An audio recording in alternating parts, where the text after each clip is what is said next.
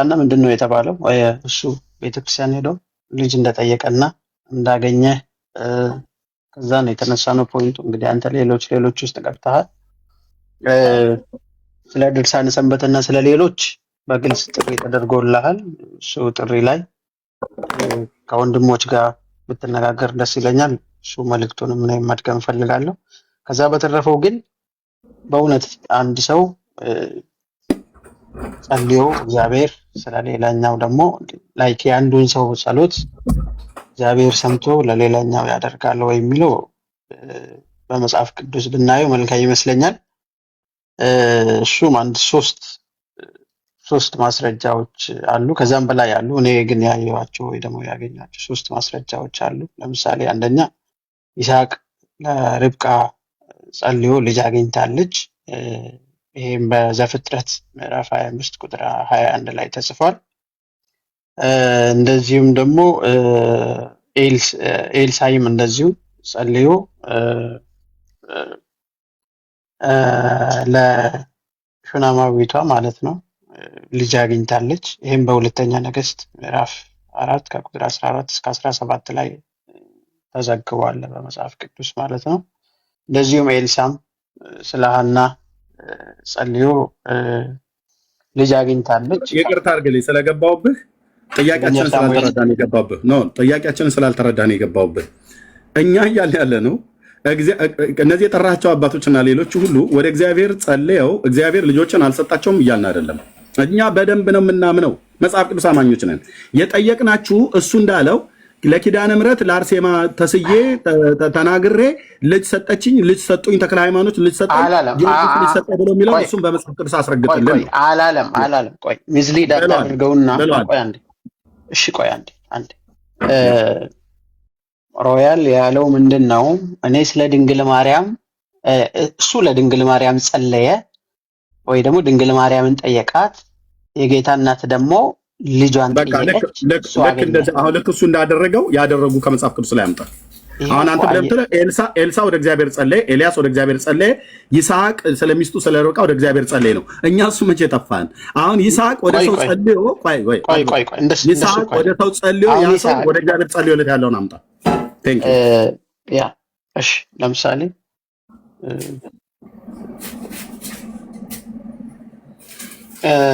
ይሄ እስኪ አንደኛ ሳሙኤል ምዕራፍ 1 ቁጥር 17 እስኪ ክፈት።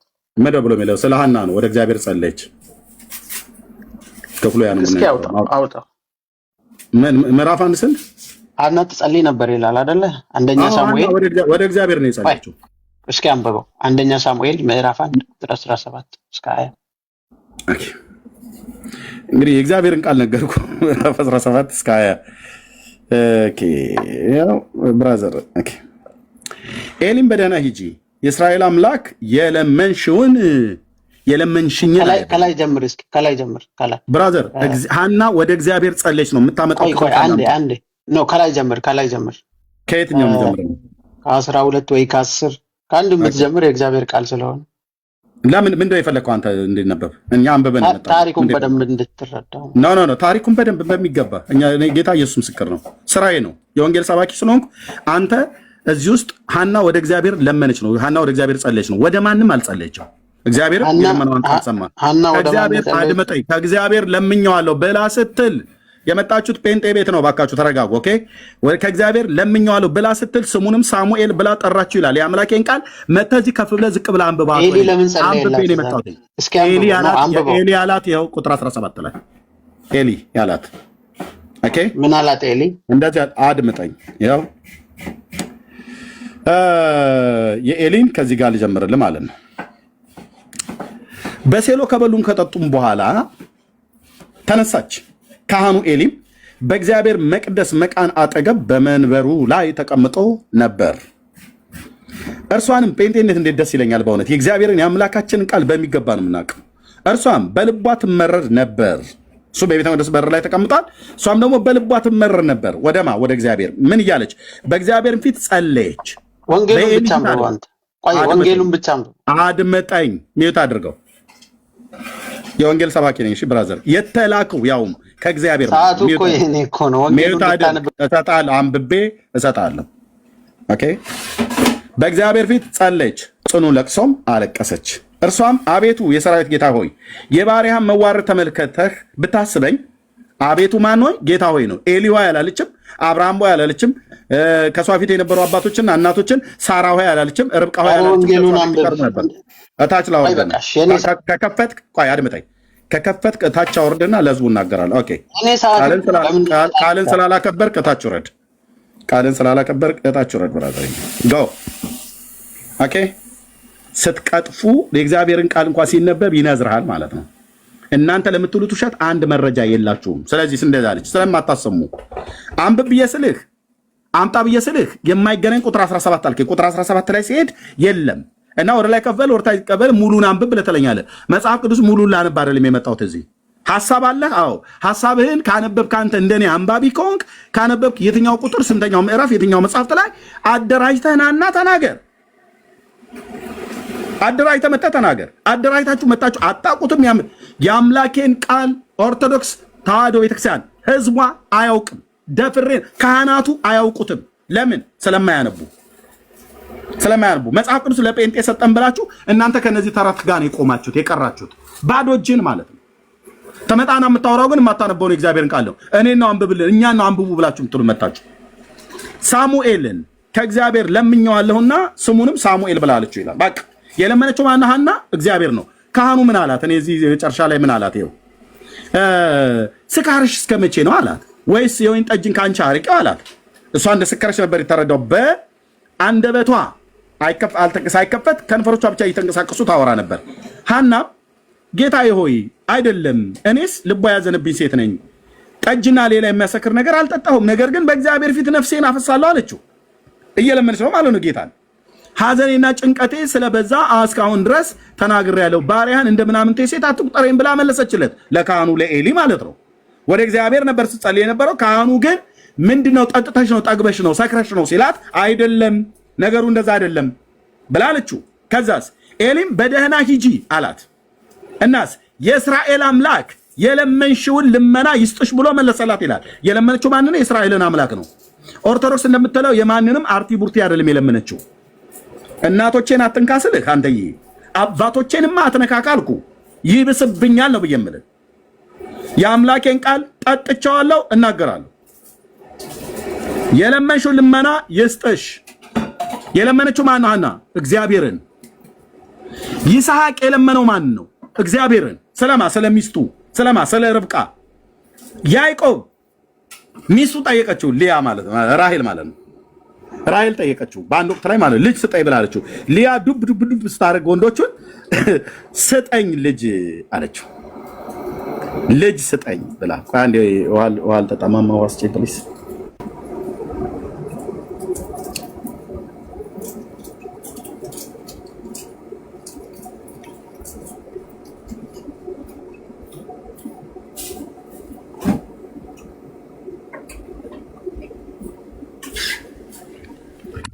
ኤርሚ ጸለይላት ያለውን ፓርት በጣም ነው የገረመኝ። የት ቦታ ነው ጸለይላት? ኧረ በፍጹም እራሷ አንቺ ጸለየችው እግዚአብሔር ይስማሽ ነው ያላት እሱ። ኦኬ ራሄል አንድ ወቅት ላይ ምን አለች? የያዕቆብ ሚስት ራሄል እና ሊያ ታውቋቸዋላችሁ። ራሄል ምን አለች? ዘፍጥረት መጽሐፍ ምዕራፍ 30 ቁጥር 1 ላይ ራሄልም ያዕቆብን ልጆች እንደወለደችለት ባየ ጊዜ ራሄል ለያዕቆብ ልጆች እንደወለደችለት ባየች ጊዜ በእህቷ ቀናችባት። ያዕቆብንም ልጅ ስጠኝ፣ ይህስ ካልሆነ እሞታለሁ አለችው። እሞታለሁ ድብን ነው የምለው። ያዕቆብ አምጣ ልጅ ስጠኝ፣ ያዕቆብን ልጅ ስጠኝ፣ ይህ ካልሆነ እሞታለሁ አለችው። አምጣ ልጅ ቶሎ በል። ያዕቆብ ጻድቅ ሰው አይደል? አዎ የአብርሃም የይስሐቅ የያዕቆብ አምላክ ነው የሚጠራው። ሲጠራ ስሙ እስራኤል የተባለው ማለት ነው። ያዕቆብን ልጅ ስጠኝ ስትለው እሰጥሻለሁ። ልጅ መስጠት በእውነት የኛ የጻድቃን ስራ አይደለም እንዴ? አይደለም ያላት። እጅህን አስር ያለ ኦኬ። ማውራትም ተከልክላል። ጆሮም ብቻ ነው የምትሰጠኝ። አሁን ለመመለስ እንኳን ብትፈልግ እዚህ ቤት አትገባም ማለት ነው። እጅም ታስሯል፣ ጆሮም ብቻ ትሰጣለህ። ምክንያቱም መጽሐፉን የጠቀስከውን ጥቅስ እንኳን ላለማንበብ ስንት ነገር ስትዳክር ነበር። ልጅ ስጠኝ አለችው። የያዕቆብ መልስ ምንድን ነው? ያዕቆብም ራሄልን ተቆጥቶ በውኑ እኔ የወድሽን ፍሬ በነሳሽ በእግዚአብሔር ፈንታ ነኝን አላት ይላል። የወድን ፍሬ የነሳት ማን ነው? እግዚአብሔር። እና እኔ በእግዚአብሔር ፈንታ ነኝ እንዴ? ልጅ እኮ እኔ መስጠት አልችልም። ሰጪው እሱ ነው። ሰጪው እግዚአብሔር ነው። ለአባቴ ለይስሐቅ ራሱ ርብቃ መካን በነበረችበት ሰዓት ኤሳውና እኔ ልንወለድ ስንል ይስሐቅ አባቴ ወደ እግዚአብሔር ጸልዮ እግዚአብሔር ነው ለእናቴ ለርብቃ ኤሳውና ያዕቆብን እኔን ራሴ እንድንወለድ ያደረገው። አያቴም ጋር ብትሄጂ ሳራ መካን ሆና በነበረችበት ሰዓት ላይ ወንድ ልጅን የሰጣት ለአብርሃም ከአብርሃም የወለደችው እንድትወልድ ያደረጋት ማን ነው? እግዚአብሔር ነው። እንደተናገራት ሳራን አሰባት ይላል። አንተ ሰኔ ጎልጎታ አንብበ መተህ እዚህ ከአለት ጋር ነው የምትጋፋው አልኩ። አለት እኮ አልኩ። አለቱ ይኸው። ያዕቆብ ልጅ ይሰጣል? አይችልም። ጻድቅ ሰው አይደል? አዎ። ማርያም ልጅ ትሰጣለች? በፍጹም አትችልም። ይስሐቅ ልጅ ይሰጣል? አይችልም። አብርሃምስ ልጅ ይሰጣል? አይችልም። ኤልሳ ልጅ ይሰጣል? አይችልም። ወደ እግዚአብሔር ነው የለመነው ለሱናማይቷ ሴት። ኦኬ። ኤልያስ ልጅ ይሰጣል? በፍጹም አይችልም። ወደ እግዚአብሔር ነው የለመነው። ልጆቼ ማስጦታ ናቸው፣ የእግዚአብሔር ስጦታ ናቸው ይላል ታናሹ ብላቴናው ዳዊት በመዝሙር 123 ላይ ማለት 127 ቁጥር 3 ላይ ማለት ነው። አይችሉም። ርብቃ ጻድቅ ሴት አይደለች? ናት። ሃና ጻድቅ ሴት አይደለች? ናት። ሊያ ጻድቅ ሴት አይደለች? ናት። ልጥራልህ እናቶቻችንን። ኦኬ። ሙሴ የካብድ እናቱ ማለት ጻድቅ ሴት አይደለች? ነች። ልጆችን ለእነዚህ እናቶች የሰጠ ማን ነው? እግዚአብሔር። ለዚህ ነው መጽሐፍ ሲናገር እንደዚህ ይላል። ብራዘር ና እናታታ የጽድቅን እውነት ማለት ነው። ቁጥር 3 እነሆ ልጆች የእግዚአብሔር ስጦታ ናቸው። የእግዚአብሔር ስጦታ ስለሆኑ ለአብርሃም ልጅ የሰጠው እግዚአብሔር ነው። ለሳራ ልጅ የሰጣት እግዚአብሔር ነው። ለርብቃና ለይስሐቅ ያዕቆብና ኤሳውን የሰጠ እግዚአብሔር ነው። ለሊያ ልጆችን የሰጠ እግዚአብሔር ነው። በኋላም ራሔል እንድትወልድ ያደረገ እግዚአብሔር ነው። ጠጣው ስልህ ጠጣው። የሚያሽር ይሄ የተጣባን ተረት ውልቅ አድርጎ ያወጣላል እንደ ኮሶትል ማለት ነው። ጠጣው። ይሄ መድኃኒት ነው። ማንም ለማንም ልጅ ሰጥቶ አያውቅም። ኤልያስ ታላቁ ነቢይ በእግዚአብሔር ፊት ጸለየ፣ እግዚአብሔር ልጅ ሰጣት። ከሙታን እንኳን ቢነሳ ወደ እግዚአብሔር ጸለየ፣ እግዚአብሔር ነው ሙታኑን ያስነሳው። ኤልሳም ወደ እግዚአብሔር ጸለየ፣ ለሱናማይቷ ሴት ልጅን ሰጣት እግዚአብሔር። ቀጥሎ ልጇ ቢሞትባትም ወደ እግዚአብሔር ጸለየ፣ እግዚአብሔር ልጁን አስነሳው። 4 ነጥብ። ማርያም የጌታዬ እናት ልጅን እንድትወልድ ያደረገው እሱ ነው። ብርቱ የሆነው እሱ በእኔ ታላቅ ስራን አድርጓል ያለችው። በራሷ ማህፀን እንኳን ልጅ እንዲጸነስ ያደረገ በእግዚአብሔር መንፈስ ቅዱስ መለኮታዊ ኪነ ጥበብ ራሱ አምላክ ነው። ለራሷ እንኳን ልጅን መስጠት ያልቻለች እንዴት ነው ለሌሎች ልጅ የምትሰጠው? አችልም። የማርያም ስራ አይደለም ልጅ መስጠት፣ የተክለ ሃይማኖት ስራ አይደለም፣ የሚካኤል ስራ አይደለም እኮ ነው ብየምር። የመላእኩ የቅዱስ ገብርኤልም ስራ አይደለም። የእነሱ ስራ ማብሰር ነው፣ ሲመጡ መናገር ማለት ነው። ልጅን ትወልዳለህ አለው እግዚአብሔር። ጸሎትን ሰምቶልሃል። ልጅን ትወልዳለህ፣ ስሙንም ዮሐንስ ትለዋለህ። አንቺም ልጅን ትወልጃለሽ፣ ወንድ ልጅ፣ ስሙንም ኢየሱስ ትይዋለሽ። ከብስራት ውጪ ገብርኤል ለማርያም ልጅ አልሰጣትም። 4 ነጥብ። የተዘጋ እውነት ማለት ነው። በለው ይሄንን የደብተራ ኮተት ትምህርት ማለት ነው። እንትና ልጅ ትሰጣለች፣ እንትና ልጅ ትሰጣል ይላል። ታላቁ እግዚአብሔር የተፈራው ንጉሥ ነው ልጅ የሚሰጠው። ገና ነው እግዚአብሔር ልጅ የሚሰጠው። እሰጣለሁ። ብዙ ጠብቀናል። አንተ በጨዋነት ስለጠበቅ እሰጣለሁ። ገና ነው እግዚአብሔር ነው ልጅ የሚሰጠው። የለም በፍጥረት በአባቶቻችን ታሪክ ውስጥ ፈልጉ፣ አዲስ ኪዳን፣ ብሉይ ኪዳን፣ ማንም ፍጡር ለማንም ልጅ ሰጥቶ አያውቅም። ማርያም ልጅ ትሰጠኛለች፣ ጻድቃኔ ማርያም ባል ትሰጠኛለች እያለ የአዲስ አበባ ህዝቡ እየሄደ ዋሻ ውስጥ የሚጋደመውስ አይሰጡም፣ አልሰጡም። በኃያል እጅ እንዳሉ ፍላጾች የጎልማስነት ልጆች እንደዚሁ ናቸው ይላል። ልጆች የእግዚአብሔር ስጦታ ናቸው። ማርያምን በላት አይመለከታትም። ቅዱስ ሚካኤልን በለው አይመለከተውም። ቅዱስ ገብርኤል፣ ሱራፌል፣ ኪሩቤል በል በፍጹም የነሱ ስራ እኮ አይደለም ነው ብዬ የምልህ። መንበሩን የሚሸከሙ 4ቱ እንስሳት በል በፍጹም አያገባቸውም። እዚህ ስራ ውስጥ የሉበትም ነው ብዬ የምልህ። አስምሬ ነው የምነግርህ። የልዑል ስጦታ ናቸው። ስውር እጆቹ ናቸው በማህፀን የሰሩን። እጆች ሰሩኝ አበጁኝ ብሎ እንዳለ ኢዮብ ማለት ነው። እንደዚሁም ዳዊት ሲናገር ግሩምና ድንቅ አድርገህ ፈጥረኛልና አመሰግናለሁ። የፈጠረው እግዚአብሔር ነው፣ የሰራን እግዚአብሔር ነው። የማንንም ልጅ እንኳን ለክርስቲያን አይደለም ሙስሊም በል ዋቴቨር ሂንዱዝም ቡዲዝም የፈለገ ወደ ተራራ ወደ ወንዙ ወደ ጫካ ወደ አቴቴ ወደ ቆሌ ወደ ጨሌ ወደ አድባር ወደ ደረቀ እንጨት ወደ እርጥብ እንጨት የፈለገውን ይጮሃልኩ የሰው ዘር ልጆችን ማን ነው የሚሰጠው? እነሱ አላወቁትም ማለት እውነት ዲና ይደረጋል ማለት አይደለም። ስለዚህ ለመቤቴ ልጅ ሰጠች ብሎ የሚል አርቲ ቡርቲ የባልቴት ወሬ ነው እንጂ መጽሐፍ ቅዱስ እውነት አይደለም ብለን እንላቸዋለን። ቴንኪው ተክሌ መቀጠል ይችላል ከዳጊዬ ጋር ቴንኪው። ይቅርታ አንተ ጋር መነጋገር ፈልግ ነበር። ምክንያቱም እስካሁን የተናገርክ አንተ ስለሆንክ በትዕግስት የጠበቅኩት አንተን ለማነጋገር ነው። አንድ ክፍል እንደውም ጨምሬ ባነብ ደስ ይላል። እኔ ማስረጃ ልስጥ አሁን ለተነጋገርንበት ነገር ማስረጃ የሚሆን ነገር አብሬ የምን ማስረጃ ነው? እንግዲህ ቅዱሳን ለሰዎች ልጆችን እንደሚያሰጡ ማለት ነው። የቱ ጋ ነው ልጆችን የሚያሰጡ? ወደ እግዚአብሔር ለምነው አይደል? አዎ ሁሉም እኮ በግል ብቃታቸው ይሰጣሉ ያለ የለም። ወደ እግዚአብሔር ለምነው ነው አይደል? እግዚአብሔር ልጆችን ያለ የለም እኮ አድመጣኝ። ወደ እግዚአብሔር ለምነው ነው አይደል ልጆችን የሚሰጠው? አዎ በትክክል። እኛ እሱ መቼ ጠፋን? እነ ኤልያስ ወደ ማን የለመኑት? ወደ እግዚአብሔር። ኤልሳ ወደ ማን የለመነው? ወደ እግዚአብሔር። ይስሐቅ ወደ ማን የዘመረው? ወደ እግዚአብሔር። ኦኬ እናንተ ወደ ማን ነው የምትለምኑት? ወደ ማርያም። እናንተ ወደ ማን ነው የምትለምኑት? አርሴማዊ ልጅ ስጭኝ። እናንተ ወደ ማን ነው የምትለምኑት? ተክለ ሃይማኖት። እሱን ላስረዳህ ታዲያ ፍቀድልኝ። እሱን አምጣው። ልክ እናንተ አሁን ወደ ተክለ ሃይማኖት እናንተ ወደ ማርያም እንደምትጸልዩ በዚያ ዘመን የነበሩ አባቶች ቅድም የጠራናቸው እነ ኤልሳ እነ ኤልያስ ቀጥታ ወደ እግዚአብሔር ነው። ወደ ሰው የጸለዩና ልጅ በሰዎች በኩል የተቀበሉ አምጣልኝ። ወደ እግዚአብሔር መጸለይ አይጠበቅባቸውም። በቃ አለቀ። ጨርሰናል። መጸለይ አይጠበቅባቸውም። በቃ መጸለይ አይጠበቅባቸውም። ሰዎች ወዳጅ መጸለይ አይጠበቅባቸውም። መልሱን መልሰልኛል። የምታወራው ካለ መጸለይ አይጠበቅባቸውም ያልኩ ይሄ አንዱ ለአንዱ ሊያደርገው የሚችለው ጉዳይ ነው ማለት ነው። እሺ ማስረጃ ልስጥ። መጽሐፈ ነገሥት ምዕራፍ 4ን አንብብልኝ። ስለ ኤልሳ ነው ምንድነው የምትናገረው? ማን ስለ ኤልያስ ወይ ስለ ኤልሳ? ስለ ኤልሳ ነው እንደው። እሺ ምዕራፍ 4 ቁጥር 12 ላይ ምንድነው ብሎ የሚለው? ልጅ ስለሌላት ስለዛች ሱናማይት ሴት አለቀ በቃ። ሱናማይት ሴት ቅድም የጠቀስኩት ወደ ማን ነው ጸለየ ብሎ የሚለው? ኤልሳ እግዚአብሔር ሰው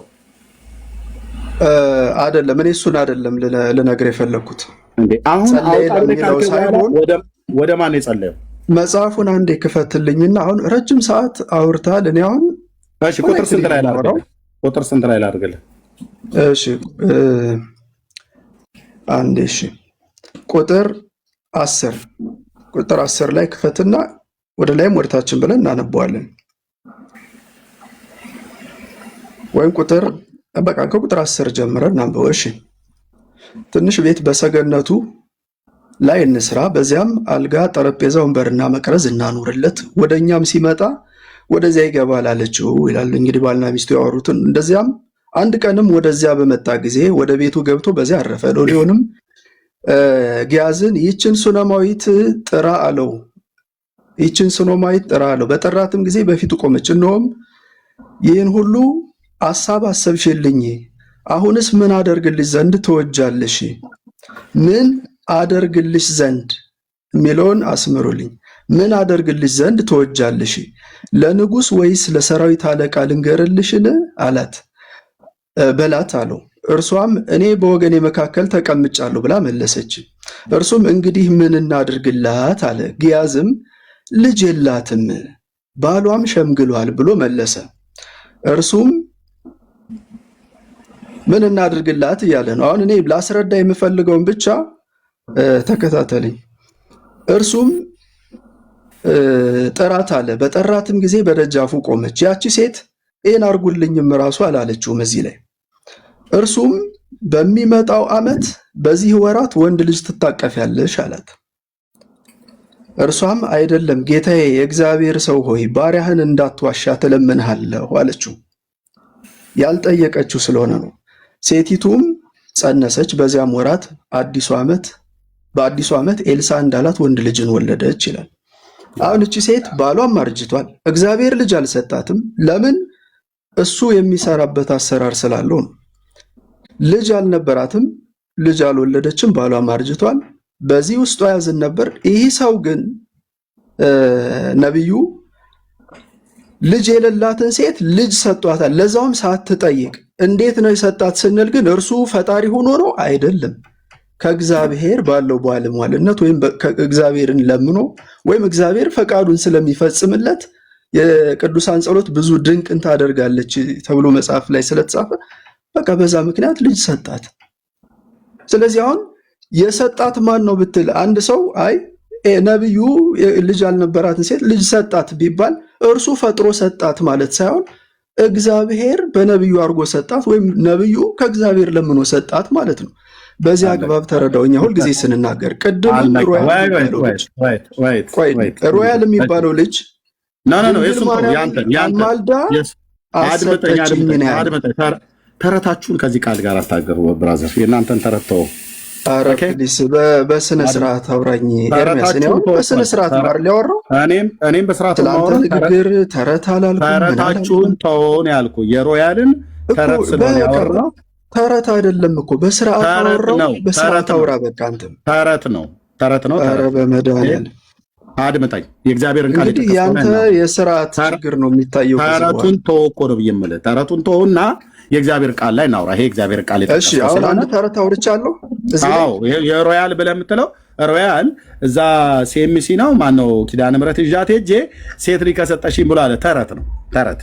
ልትሰጥ አትችልም፣ ሰጣውም አልሰጠችውም። አይ ድንግል ማርያም ትሰጣለች፣ ብራዘር ካሰጣለች በቃ ይንመን አትሰጥም። ሰጣም አታውቅም፣ አታሰጥህም። የምትሰጠው ከእግዚአብሔር አትሰጥህም፣ አትሰጥታም አታውቅም፣ ሰጣም አታውቅም። እሺ ኤልያስ ሰጣት፣ እዚህ ጋር ነብዩ ሰጣት። እኩል አታውራ፣ ሚዩት አድርጌያለሁ። ኦኬ እንዳወራ ደግሞ አወራ አይደለ? እንዳወራ ስጠኝ። ማርያም ነብዩ ልጅ ሰጣት ወይስ አልሰጣትም? አሁን ብቻ በታች ለማውረድ ቸኩላል። ለህዝቡ እናገራለሁ። እንድታወርደኝ አይደለም ሚዩት አድርገው። እንድታወርደኝ አላልኩም። ደግመህ ከከፈትክ አወርድሃለሁ። ያው አሁን አወራህ አይደል? ማርያም ልጅን ሰጥታም አታውቅም፣ አታውቅም፣ ልትሰጥም አትችልም። ማርያም ብቻ ሳትሆን ሌሎችም ሁሉ ጭምር ማለት ሌሎችንም ሰጥታም ልትሰጥም አትችልም። እራሱ ነቢዩ ኤልሳም ልጅ ሰጥቶ አያውቅም፣ ሊሰጥም አይችልም። የታውቁትና የእግዚአብሔርን ቃል በሚገባ ማለት ነው። ኦኬ እናንብብ። ከቁጥር 14 ጀምሮ አይደል ማለት ከቁጥር 10 ጀምሮ አይደል ያነበብከው? እሺ ክፍሉን አንተ ካወቅከው እኔ አለፍ አለፍ ብዬ እናገራለሁ። ጊያዝም ሎሌውም ጊያዝን ይህችን ሱናማዊት ጥራት አለው። ከዛስ በጠራትም ጊዜ በፊቱ ቆመች። እርሱም እነሆ ይህንን ሁሉ አስበሽልኛልና አሁንስ ምን ላድርግልሽ ሲላት ለንጉሱ ወይ ስለ ሰራዊት አለቃ ልንገርልሽ በላት አለው። እርሱም እኔ በወገኔ መካከል ተቀምጫለሁ ብላ መለሰችለት። እርሱም እንግዲህ ምን እናድርግላት አለ። ጊያዝም ልጅ የላትም ባሏም ሸምግሏል ብሎ መለሰ። እርሱም ጥራት አለ።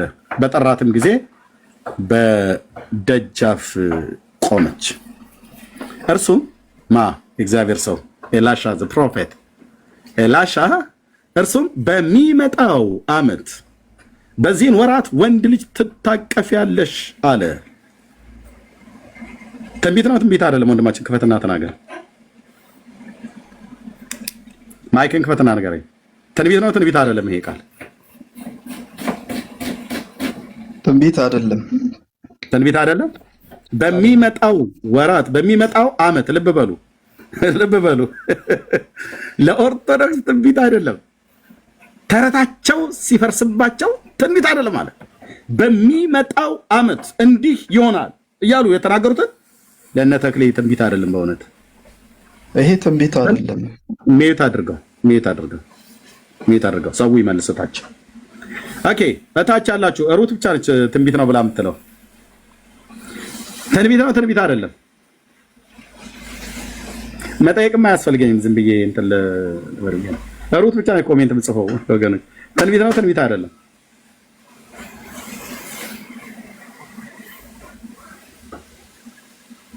የኦርቶዶክስ ተረት ፈረሰ እያላችሁ ጻፉ። አይታደጉትም።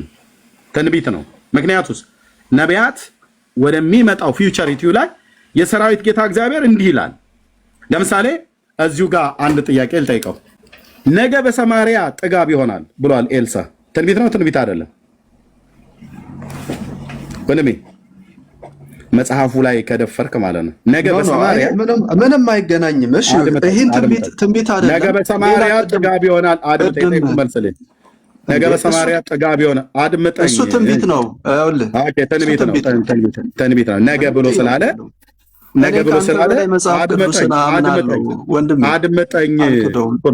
አድምጠኝ።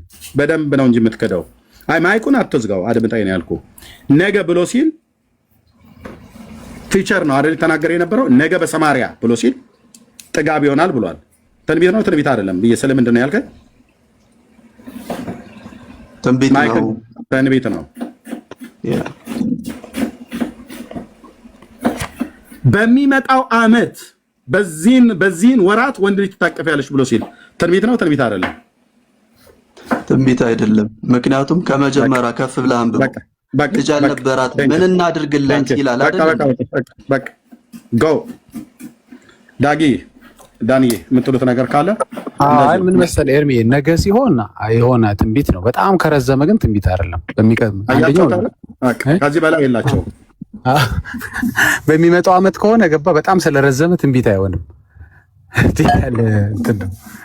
በጣም መላፋት ከሆነ በቃ ብራዘር ከነ ክደት ጭምር ሰላምተኛ ነገ ማለት ትንቢት ነው። ነገ በሰማሪያ ጥጋብ ይሆናል ማለት ትንቢት ነው። የዛሬ ዓመት በሚመጣው ዓመት በዚህን ወራት ወንድ ልጅ ትወልጃለሽ ብሎ ማለት ግን ትንቢት አይደለም። ልብ በሉ። ሲክዱ እንደዚህ ነው የሚከዱት። ጌታን ይጠሉታል ብሎ የሚለው ቃል አይገልጠውም አልኳቸው። የጌታ የሆነውን ነገር ስተታቸው ውሸታቸውን ለማጽደቅ የማይሄዱበት ምዕራፍ የለም። ስለዚህ ነብዩ እዚህ ጋር በማን ነው ትንቢትን የተናገረው? በእግዚአብሔር መንፈስ ሆኖ ነው ማለት ነው። ስለዚህ የእግዚአብሔር መንፈስ ነው በነብዩ ላይ የተናገራት ልጅቱን ማን ሴትየዋን ኤርሚ ምን እንደሆነ ታውቃለህ? ሰጣት እንበል እስኪ ሰው ልጅ ይሰጣል። አሁን እኮ መለሰለ አንደኛ ግልጽ ያልሆነ ነገር ያሰጣሉ ይልህና ይጨንቀውና ደግሞ ይሰጣሉ ይልሃል። ይሰጣሉ ይልህና ይጨንቀውና ደግሞ ያሰጣሉ ይልሃል። በመጀመሪያ ይሄንን አጥሩት ኦርቶዶክሶች። የመጀመሪያ በያሰጣልና በይሰጣሉ ወይም ደግሞ በይሰጣልና በያሰጣል መካከል ትልቅ የአማርኛ ገደል አለ። ትልቅ የአማርኛ ልዩነት አለ። ያሰጣል ከሆነ ተለማምጦ ለምኖ ማልዶ ማለታችሁ መሆን አለበት። ይሰጣል ከሆነ ግን ምልጃ የለም ማለት ነው። ራሱ ነው የሚሰጠው። መቼም ራሱ ሰው አይማልድም። ይሄንን አንደኛ አጥሩልን። ገባችሁ? ሁሉም ላይ ማምታታችሁ አትችሉትም። ያሰጣልም ማርያም ትሰጣለችም ታሰጣለችም ብለህ ማጭበርበር ለራስ እኮ ምን እያወራ ነው? ኦኬ ሌላው እስኪ ቆይ የእውነት እስኪ ሰዎች ቅዱሳን ያሰጣሉ ብለን እናስብ፣ ወይም ይሰጣሉ ብለን እናስብ። ይሰጣል ኤልያስ አሰጠ ብለን እናስብ። ኦኬ አሁን እኮ ልክ ኦርቶዶክስ ጋር ሲመጣ ይጨንቃል ይሄ ነገር። ለምሳሌ አንተ ይሰጠኛል ወይም ያሰጠኛል የምትለው አካል እኮ የለም ጭራሽ በአጸደ ስጋ የለም። ልክ ለእናንተ ሲሆን ሰውየው በአጸደ ስጋ ነው የሚገኘው። መጽሐፍ ቅዱስ ላይ ሲሆን የምትጠቅሱት ሰዎች ሁሉም ግን የሰገዳችሁላ ስለ ስግደት ስታወሩ፣ ስለ ምልጃ ስታወሩ፣ ስለ ማሰጠት መስጠት ስታወሩ ሁሉም በአካል በአጸደ ስጋ ያሉ ሰዎች ናቸው።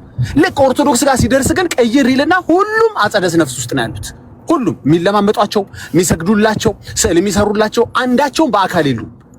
እንደው ልክ ናችሁ እንኳን ብለን ብናስብ እኮ የለም እኮ ቀይራችሁ ሁሉ ነገር ምንፍቅናነቱ ሌቭሉ በጣም ከፍ ከማለቱ የተነሳ አትሊስት ቄሱ ያሰጠኛል ብትል አትሊስት ትንሽ ላላ ያለ ምንፍቅና ይባል ይያዝልህ ነበር። አየህ አሁን እኮ ችግሩ መሰለህ አንተ የምትጠራው ቅዱስ፣ አንተ የምትጠራት ማርያም፣ አንተ የምትጠራው መልአክ በጠቅላላ የሉም አንተ ጋር ብራዘር። ተልኮ ከመጣ ኦፍ ኮርስ መልአክ ሊመጣ ይችላል። እሱም ደግሞ ተልኮ ይመጣል እንጂ አንተ ልካው የሚመላለስ መልአክ አይደለም። ያንተ አሽከር አይደለማ፣ ያንተ መልእክተኛ አይደለም። ግን የምትሰግድለት ቅዱስም ቢሆን ከሌ ሰግዶ የለም የምትለኝ ራሱ ልክ እንኳን ቢሆን አንተ ባልከው ወይም አንቺ በምታስቢው ትምህርት ተሰርቶበት ስግደት ቢጀመር እንኳን ከሌ ሁሉ ለተገለጠለት ነው የሰገደው። ሁሉም ለተገለጠለት ፊት ለፊት ላገኘው መልአክ ፊት ለፊት ላገኘው ሰው ነው የሰገደው። ምን ነው ባንተ ተራ በኦርቶዶክስ ተራ ሲሆን ግን ሁሉም ነገር አጸደ ነፍስ ውስጥ ነው የሚገኙት። ልጅ አሰጣል የምትለው እሰግድለታለሁ የምትለው ስዕል እሰራለታለሁ የምትለው አንዱም ምድር ላይ ያሉ ሰዎች አይደሉም። ኤርሚ what's going on?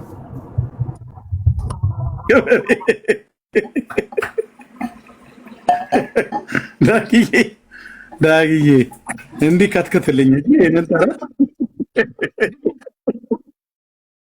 በጣም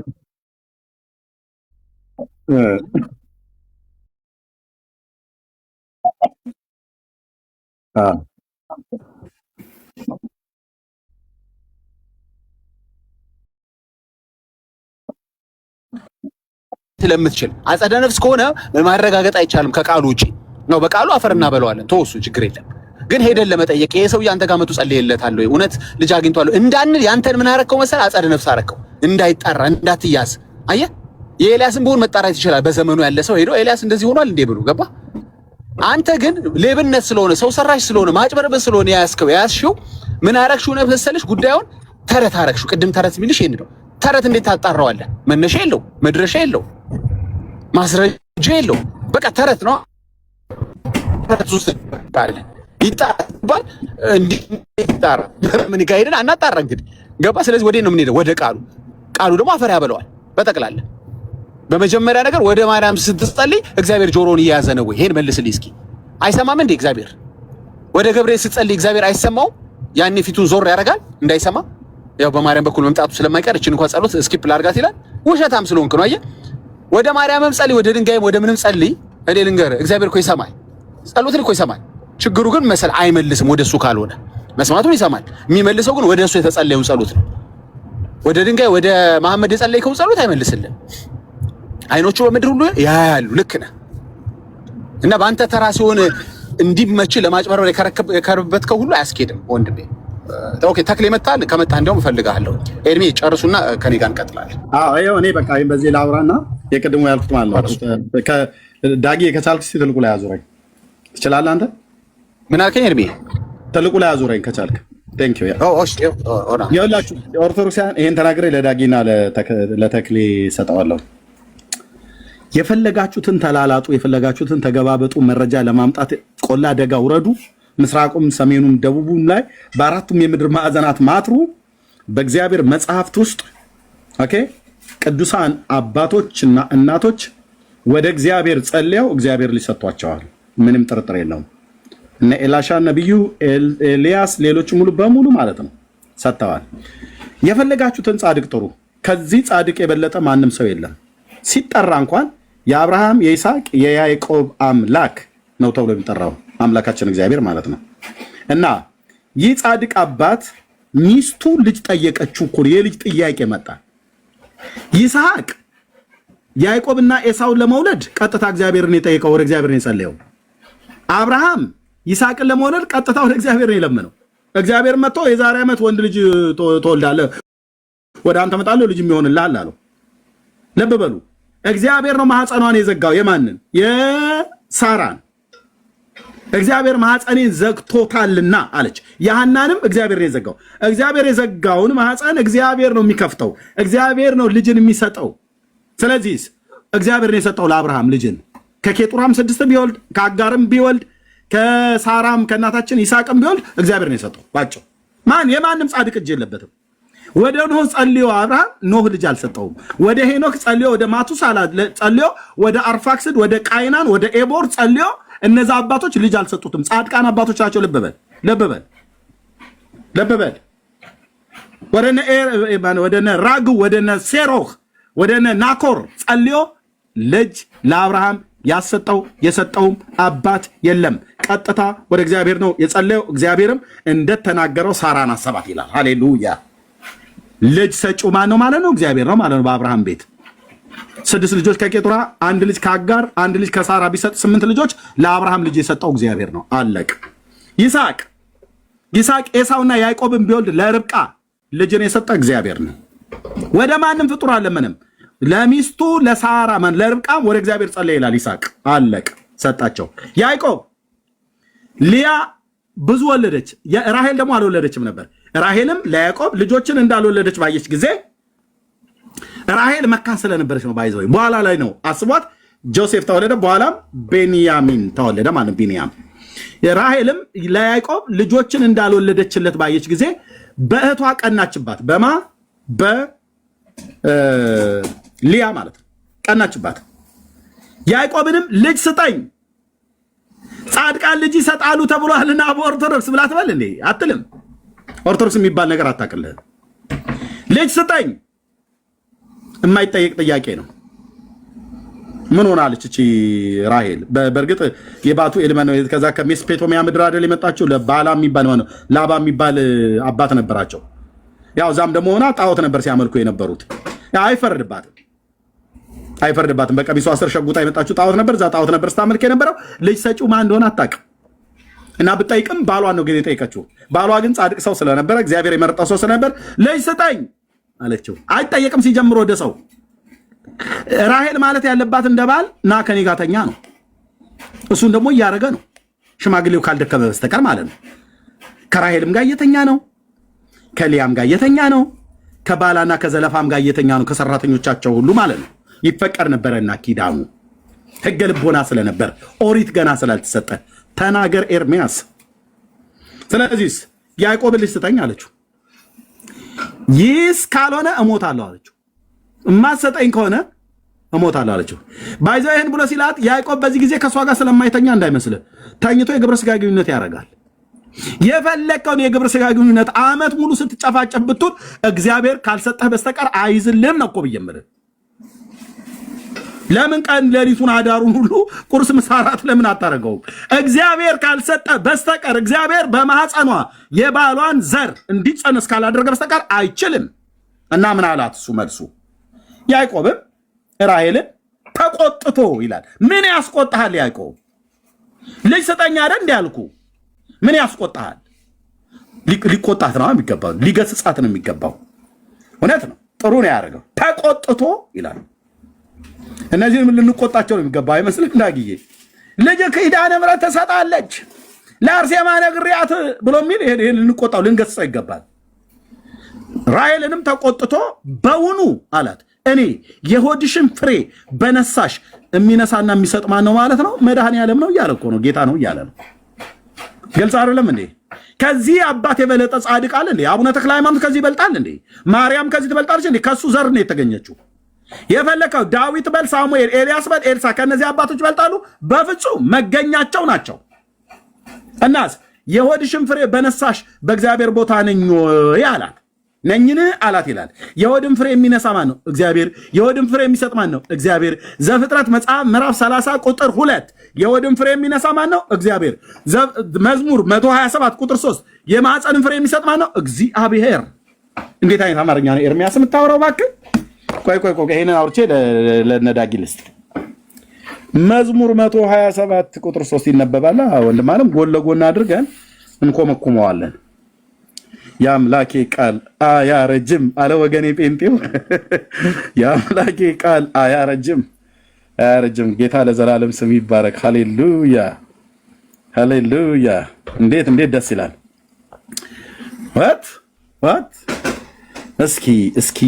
እስኪ ምን አለ ዳዊትና ያዕቆብ? ምን ትላላችሁ? አባቶቼ እነዚህ ናቸው። አየህ ዳዊት ምን ትላለህ? ልጆች የእግዚአብሔር ስጦታ ናቸው። የሆድህም ፍሬ የእሱ ዋጋ ነው። የሆድህም ፍሬ ባርኮልህ ልጅ የሚሰጥህ ሰጪው እግዚአብሔር ነው እያለ ነው። ያዕቆብስ ምን ትላለህ? ያዕቆብም ራሔልን ተቆጥቶ በውኑ የሆድሽም ፍሬ በነሳሽ በእግዚአብሔር ቦታ ነኝ? ልጅን የሚነሳም እግዚአብሔር ነው፣ ልጅንም የሚሰጥ እግዚአብሔር ነው። ካኑማ ብራዘር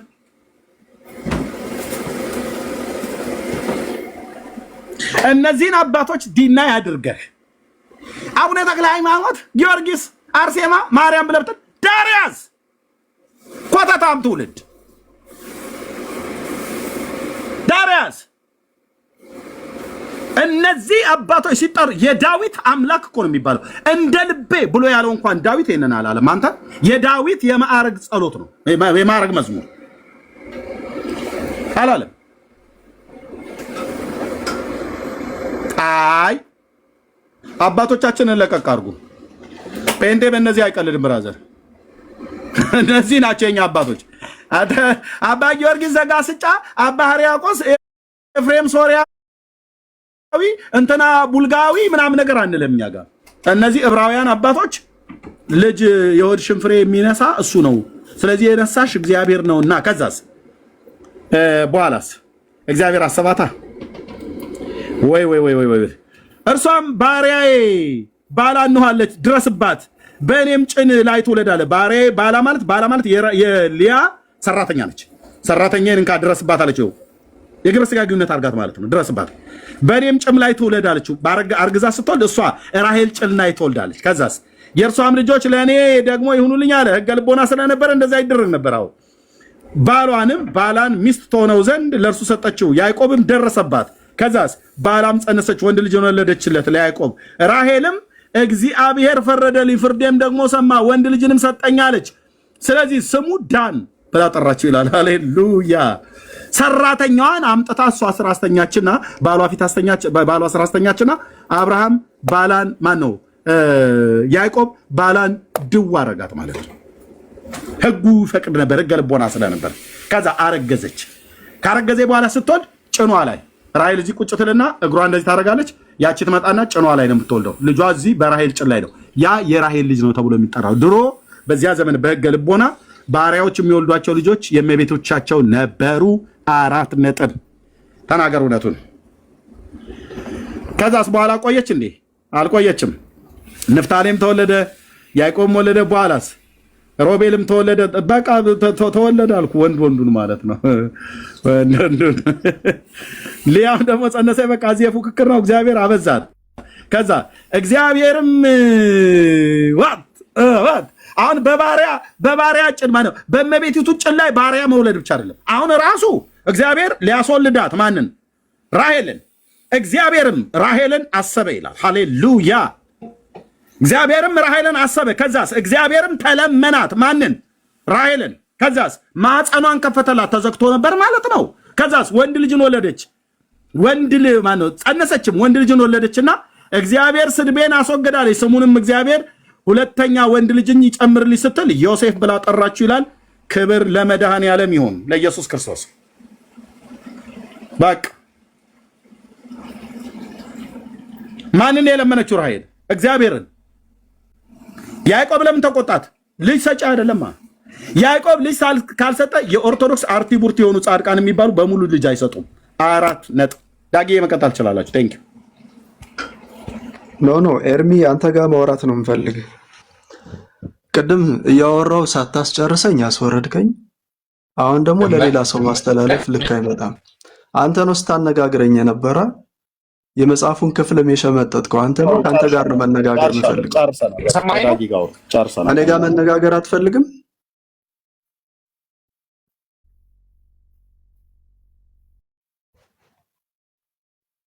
ሃሎ፣ ይሰማል ጋይስ? እሺ ወዳጄ ትሰማለህ? የማውራት አቅም አለ? ትሰማለህ? አቅም ኖሮኝማ ዳኒ እንነጋገር እያልኩት እኮ ቅድም ማስወረደኝ። አሁን ደግሞ እንደገና ለሌላ ሰው ማስተላለፍ ፈለገ። ኢትስ ሶ ሳድ። ኦኬ ማለው ዳኒ ዳግሼ።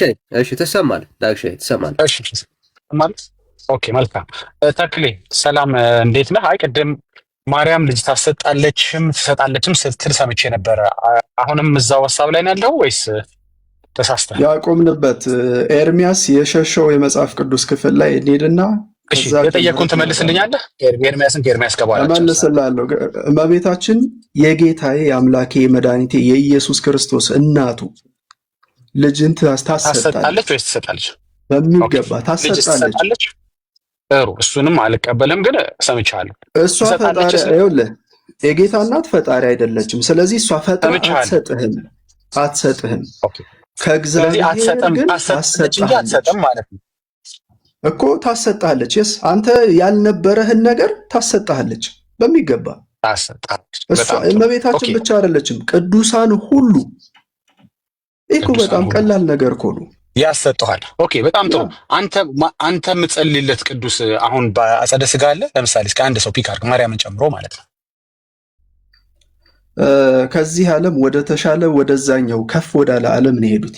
ይሄኛው አንተ የውርደት ሲሆን የዱብ ማለት ነው። የምንሆንበት ቦታ ነው አይደል? ስለዚህ ያንተዎቹ የዱብ፣ ሌሎቹ ግን አጠገባቸው ላሉ ሰዎች ይነግሩ ነበር ጉዳያቸውን። አጠገባቸው ያሉ ሰዎችም ጸልዩ። ታርግልኝ ቅዱስ ጳውሎስ ሲኦል ሄዷል። እኔ ሲኦል አላልኩ፣ ያንተ ሄዱብን ያልኩ። አንተ የሉም ማለት ነው እኮ አልሄዱም፣ የትም አልሄዱም። እኛ ይኸውልህ ቅዱሳን በሙሉ ከቤተ ክርስቲያን ጋር በአንድ ላይ ነው የምንኖረው። በሰማይ ያሉት በስጋ አይደሉም፣ በመንፈስ ግን አንድ ነን። እስኪ አንተ አንድ ምሳሌ ከሌን አሰጥቷል የምትል ስም ጠራኝልኝና አንድ እንዳደክም ነው አጠራጠር ማድረግልህ። አንተ ምን ታደርጋለህ መሰለህ? እስኪ ከመጽሐፍ ቅዱስ ላይ ቅድም የጠቀስከውንም ጠቅሰህ ከሌ ለከሌ ጸልዮ አሰጥቷል የምትለውን እስኪ ከመጽሐፍ ቅዱስ አንድ ጠቅስልኝ። እንዴ አሁን እኮ መጽሐፍ ቅዱስ አቀረብኩልህ። ማንን አቀረብክልኝ? ከኔ ጋር አላወራንም ከዚህ በፊት። እሺ መጽሐፍ ማን ነው? ዜና መዋዕል ካልዕ። እሺ እስኪ ቆይ አንዴ ከመጽሐፍ ከስልኩ ከወጣው ሊያስወጣኝ ስለሆነ ክፍሉን ኤግዛክትሊ ታሪኩን ንገረኝ። ችግር የለውም ጠቅሶ መጥቀስ የለብንም። ይኸው አሁን ስናነበው ማን ለማን ጸልየው? ማን ለማን ነበር የጸለየው? ነብዩ ለሱነማዊቷ ሴት ልጅን አሰጥቷታል። ነብዩ በአጸደ ሥጋ ነበር የሚጸልየው? ነብይ በአጸደ ሥጋ ነበር? አዎ በአጸደ ሥጋ ነበረ። አንተ የቦታው ነው እንደ ችግር ቆይ ማሰጠት መቻል አለመቻሉና ቦታ እንመጣለን። አሁን ምን መሰለህ የተለያዩ ነገሮች ነው። ደረጃ በደረጃ ወደ ክፍሉ አንዴ ክፍሉን እንክፈተውና እያነበብነው እንሂድ። ምክንያቱም ያነ ትንቢት ነው እንጂ እሱ አሰጥቷት አይደለም ብሎ ወንድሜ ከኤርሚያስ ጋር የጀመርከውን ከኤርሚያስ ጋር ነው የምትጨርሰው። አንተ ያሰጠኛል የምትለው አካል ይሄ ነው ወንድሜ። አንተ ያሰጠኛል የምትለው አካል አሰጥታል ወይ እንኳን ተብሎ ሊጠየቅ የማይቻል ሊረጋገጥ የማይቻል በእግዚአብሔር ቃልም ገባ በቦታው እንኳን ተገኝቶ እከሌ ለከሌ የሚባል መረጃ ሊቀርብበት የማይችል ነገር ነው የምታወራው።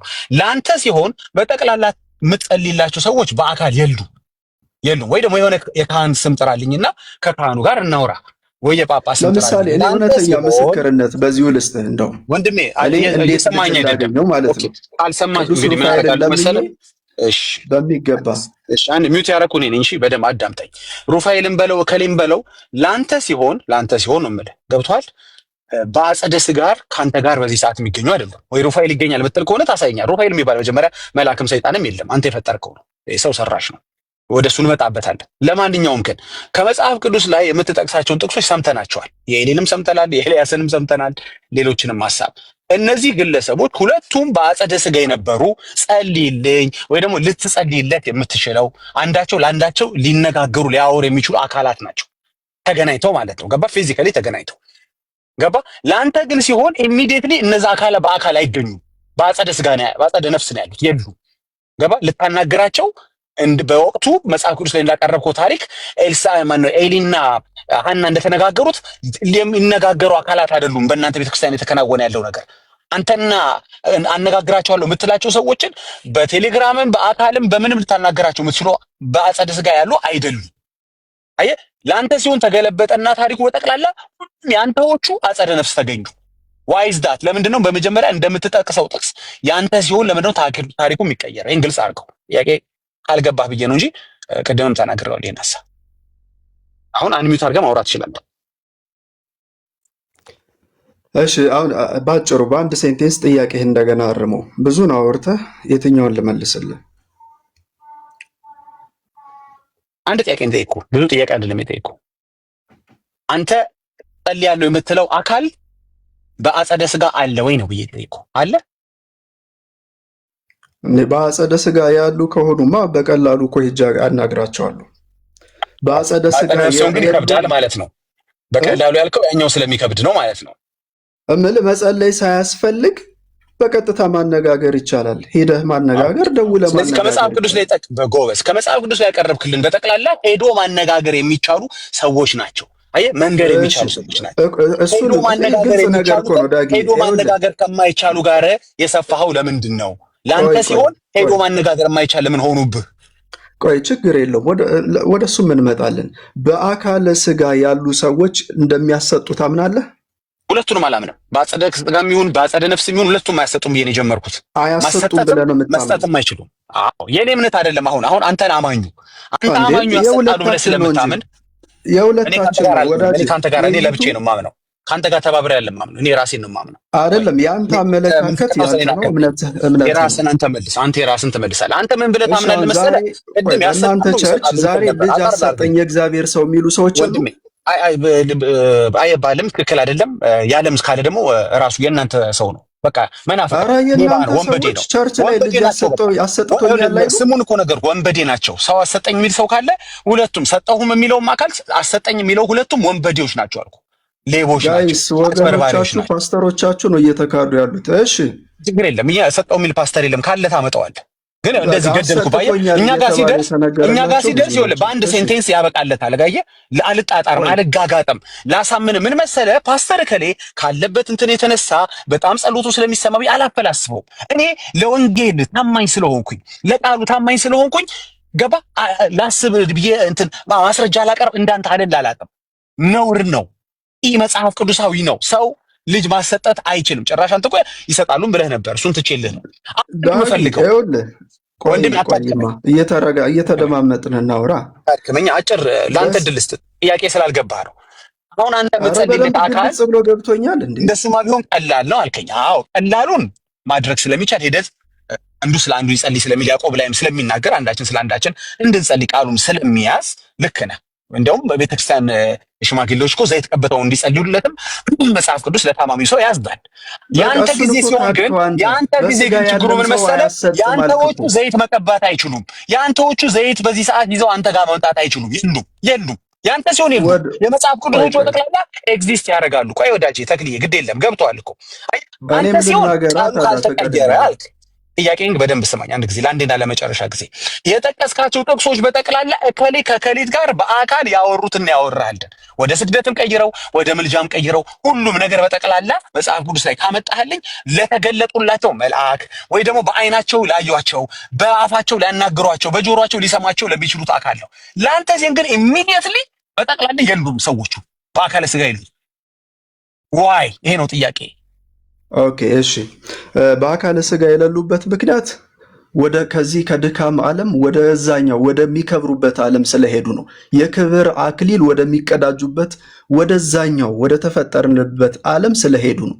ከክርስቶስ ጋራ በዙፋን ወደሚቀመጡበት ወደ ክብር ቦታ ስለሄዱ መጽሐፍ ቅዱስ ምን ይላል? ለምን ሄዱ ይላል መጽሐፍ ቅዱስ።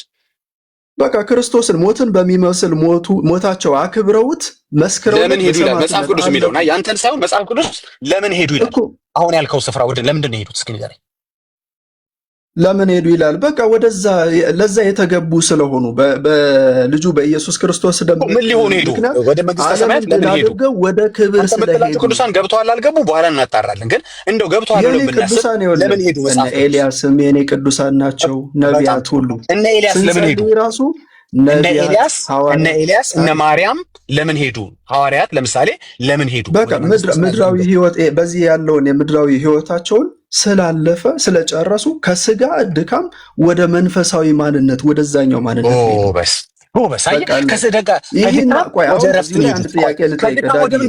ምን ይናገራል መሰለ? ከድካማቸው ያርፉ ዘንድ ይላል። እናንተ ግን ምንድን ነው ያላችኋቸው? ኖ እዚህ የሰራችሁት አይበቃም፣ እዛም ትሰራታላችሁ። አያል አሁን እናንተ ያሰራታችሁ ነው። ጸሎት ጸልዮ ማሰጠት ስራ ነው እንዴ? ድካም ነው ወንድሜ። ስማኝ አንድ ጊዜ ለስራ ነው ሄዱት፣ ለረፍት ነው። እንግዲህ ያው ሰሩ ያልከኝ ምድር ላይ ታዲያ ምንድን ነበረ? ታዲያ ምድር ላይ እኮ ጸሎት ነበር፣ ስራ ላይ ያስከላችሁ አይደል? እሺ ላስረዳሽ ዳግዬ። እኔም እያዳመጥኩ ሁለተኛው ጥያቄ ትመልስልኛለህ። እረፍት ማለት የመጀመሪያው ጥያቄ ምንድነው መሰለ? መልስልኝ አንድ ጊዜ ፍቀድልኝ እባክህ። አልሄድም። ሁለተኛው ጥያቄ ነው እሱ መልስልኝ። ቴንኪው ልትመልስልኝም ስለሆነ የመጀመሪያው ጥያቄ አንተ የምትጸልይለት አካል ለምንድን ነው በአጸደ ስጋ የሌለው? ድካም አርፈው ይህን ህይወት ጨርሰው ወደዛኛው ህይወት ሂደዋል።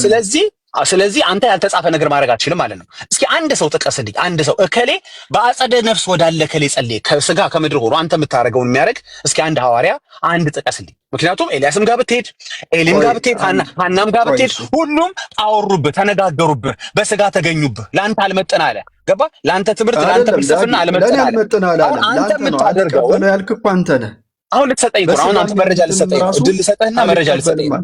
አንተ ምን ታደርጋለህ መሰለህ? የጠቀስክልን ጥቅስ ሁሉ በጠቅላላ በስጋ የነበሩ ናቸው፣ በአጸደ ስጋ የተነጋገሩ ናቸው። ያንተ ለምንድን ነው በምድር ሆነ? እሺ ዳጊ አልተነጋገሩም ብዬ በስጋ ፍቅድ ቢሆኑ ይመስላል። በስጋ ያሰጣሉ ወይ? አሰጡም እኮ አልኩህ እኮ። ለምን ግን ተደጋግመህ ትጠይቀኛለህ? አሰጥተዋል። ያቀረብኩት ማስረጃ ግን አሰጥተዋል በቃ አይደል? ለእሱ ለጊዜው ፎር ዘ ሴክ ኦፍ አርጊውመንት አሰጥተዋል ብዬ ሊያዝልህ ከፈለ ፎር ዘ ሴክ ኦፍ አርጊውመንት አምኜበት አይደለም። አሁን እዛ ጋር እንዳትመላልሰኝ ወደኋላ። አንተ ግን የምታደርገው አንተ የምታወራኝ ተክሌ ግን አንተ ጋር ሲደርስ ግን ያንተዎቹ የሉ በጠቅላላ የምጸልይላቸው ሰዎች መጽሐፍ ቅዱስ የጠቀስክልኝ ሁሉ አጠገባቸው አሉ፣ ሄደው ያወሯቸዋል። ያንተ ሲሆን ግን አጠገብህ የሉ። ያንተ በጠቅላላ አንድም ሳይቀር አጸደ ነፍስ ውስጥ ነው ያሉት። ዋይ ለምንድን ነው እንደ ቃሉ ያንተዎቹ ከጎን ያልተገኙት? ለምን እንደ ያዕቆብ ያንተዎቹ ሽማግሌዎች ካጠገብ አልተገኙም? ለአንተ የሚጸልይልህ ብልጥ ለምንድን ነው ካጠገብህ የሌለው?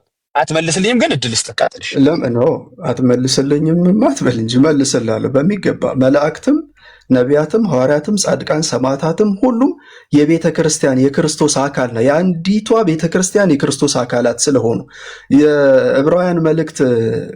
በዕብራውያን መልእክት ቅዱስ ጳውሎስ እንደጻፈው በምንድን ነው ጸድቃችኋል ያለን? እኛን ወደ ክርስቶስ የቀረብነውን እኛን ምንድን ያለን? በሰማያት ወደ ተሰበሰቡት በደስታ ወደ ተሰበሰቡ ወደ እልፍ አላፋት መላእክት ወደ ጻድቃን መንፈሶች ደርሳችኋል ነው ያሉ። እልፍ አላፋት ወደ ሆኑ በክብር ወደ ተሰበሰቡ ወደ እነሱ ደርሳችኋል ነው ያለን። ከቅዱሳን ጋር አንድነት ነው ክርስቶስ የሰጠን። በእርሱ ሰውነት አንድ ነው ያደረገን። በሰማይ ያሉትን በምድር ያለነውንም አማኞቹን በአንድ በእርሱ ሰውነት አንድ አድርጎናል። ስለዚህ አልተለያየንም። በስጋ ተለያየን እንጂ በመንፈስ አንድ ነን።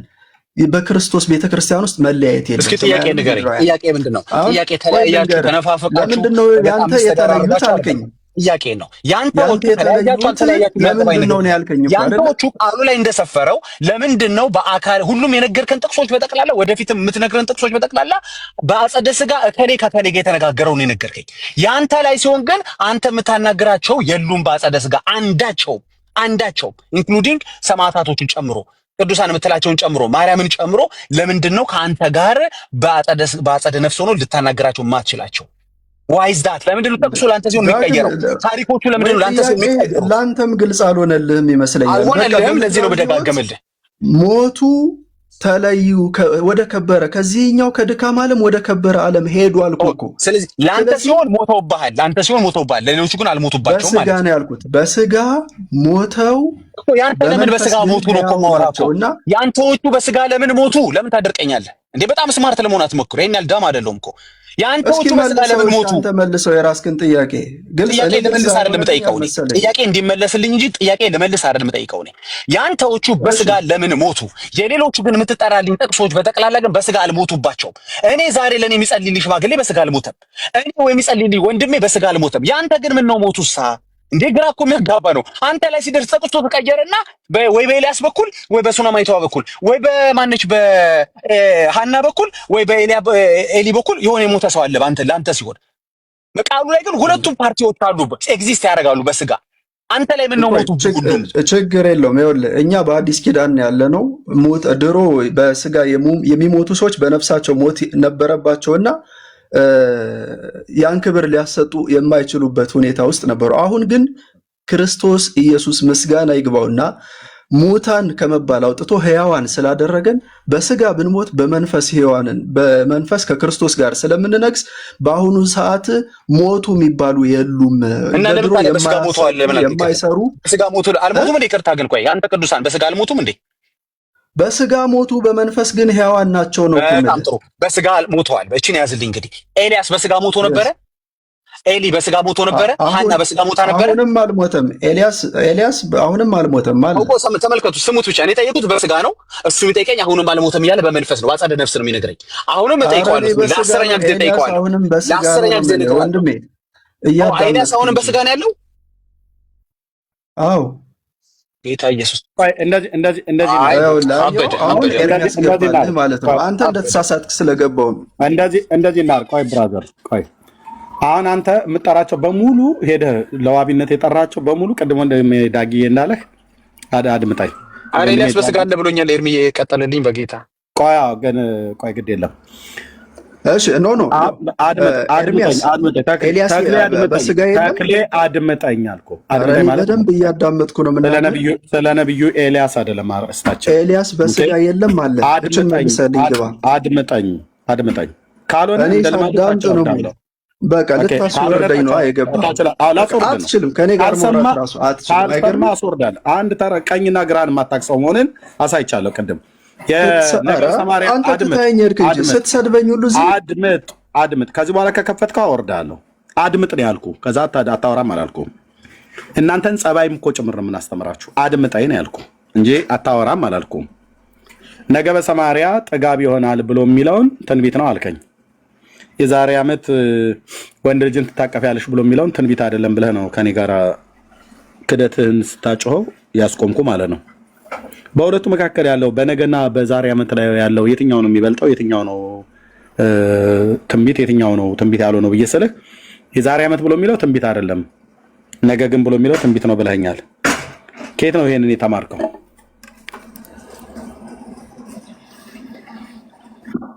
እሺ በቃ በጣም ደስ ይለኛል። አሁን ይህንን ከአንተ ጋር ስንነጋገር ቅድም የከፈትክልን የሚመች ከሆነ የቅድሙን ክፍል አውጣና አንብበው። አይመችም። የጠየቅኩ መልስልኝ። የምታወራው ከጴንጤ ጋር ነው ብራዘር።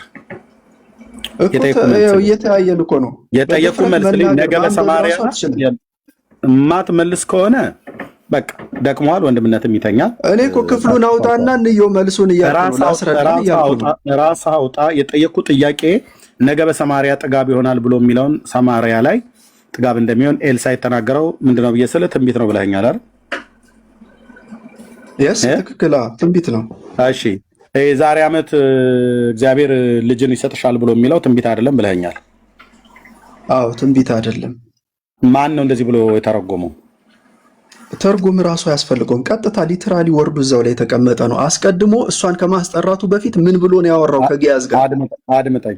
ነብዩ ከጊያዝ ጋር ምን ብሎ ነው ያወራው? ትንቢት ምንድን ነው የሚለው? ትንቢት የሆኑ ትንቢታዊ ቃላቶች ምንድን ነው ብሎ የሚሉት የብሉይ ኪዳን ነቢያትን የምታውቃቸው ይመስለኛል። ኖ ትንቢት አንተ ነህ ትንቢት ያልከው። እዚህ ጋር ትንቢት የለም። ራሱ የሚገርመው ትንቢት የለም።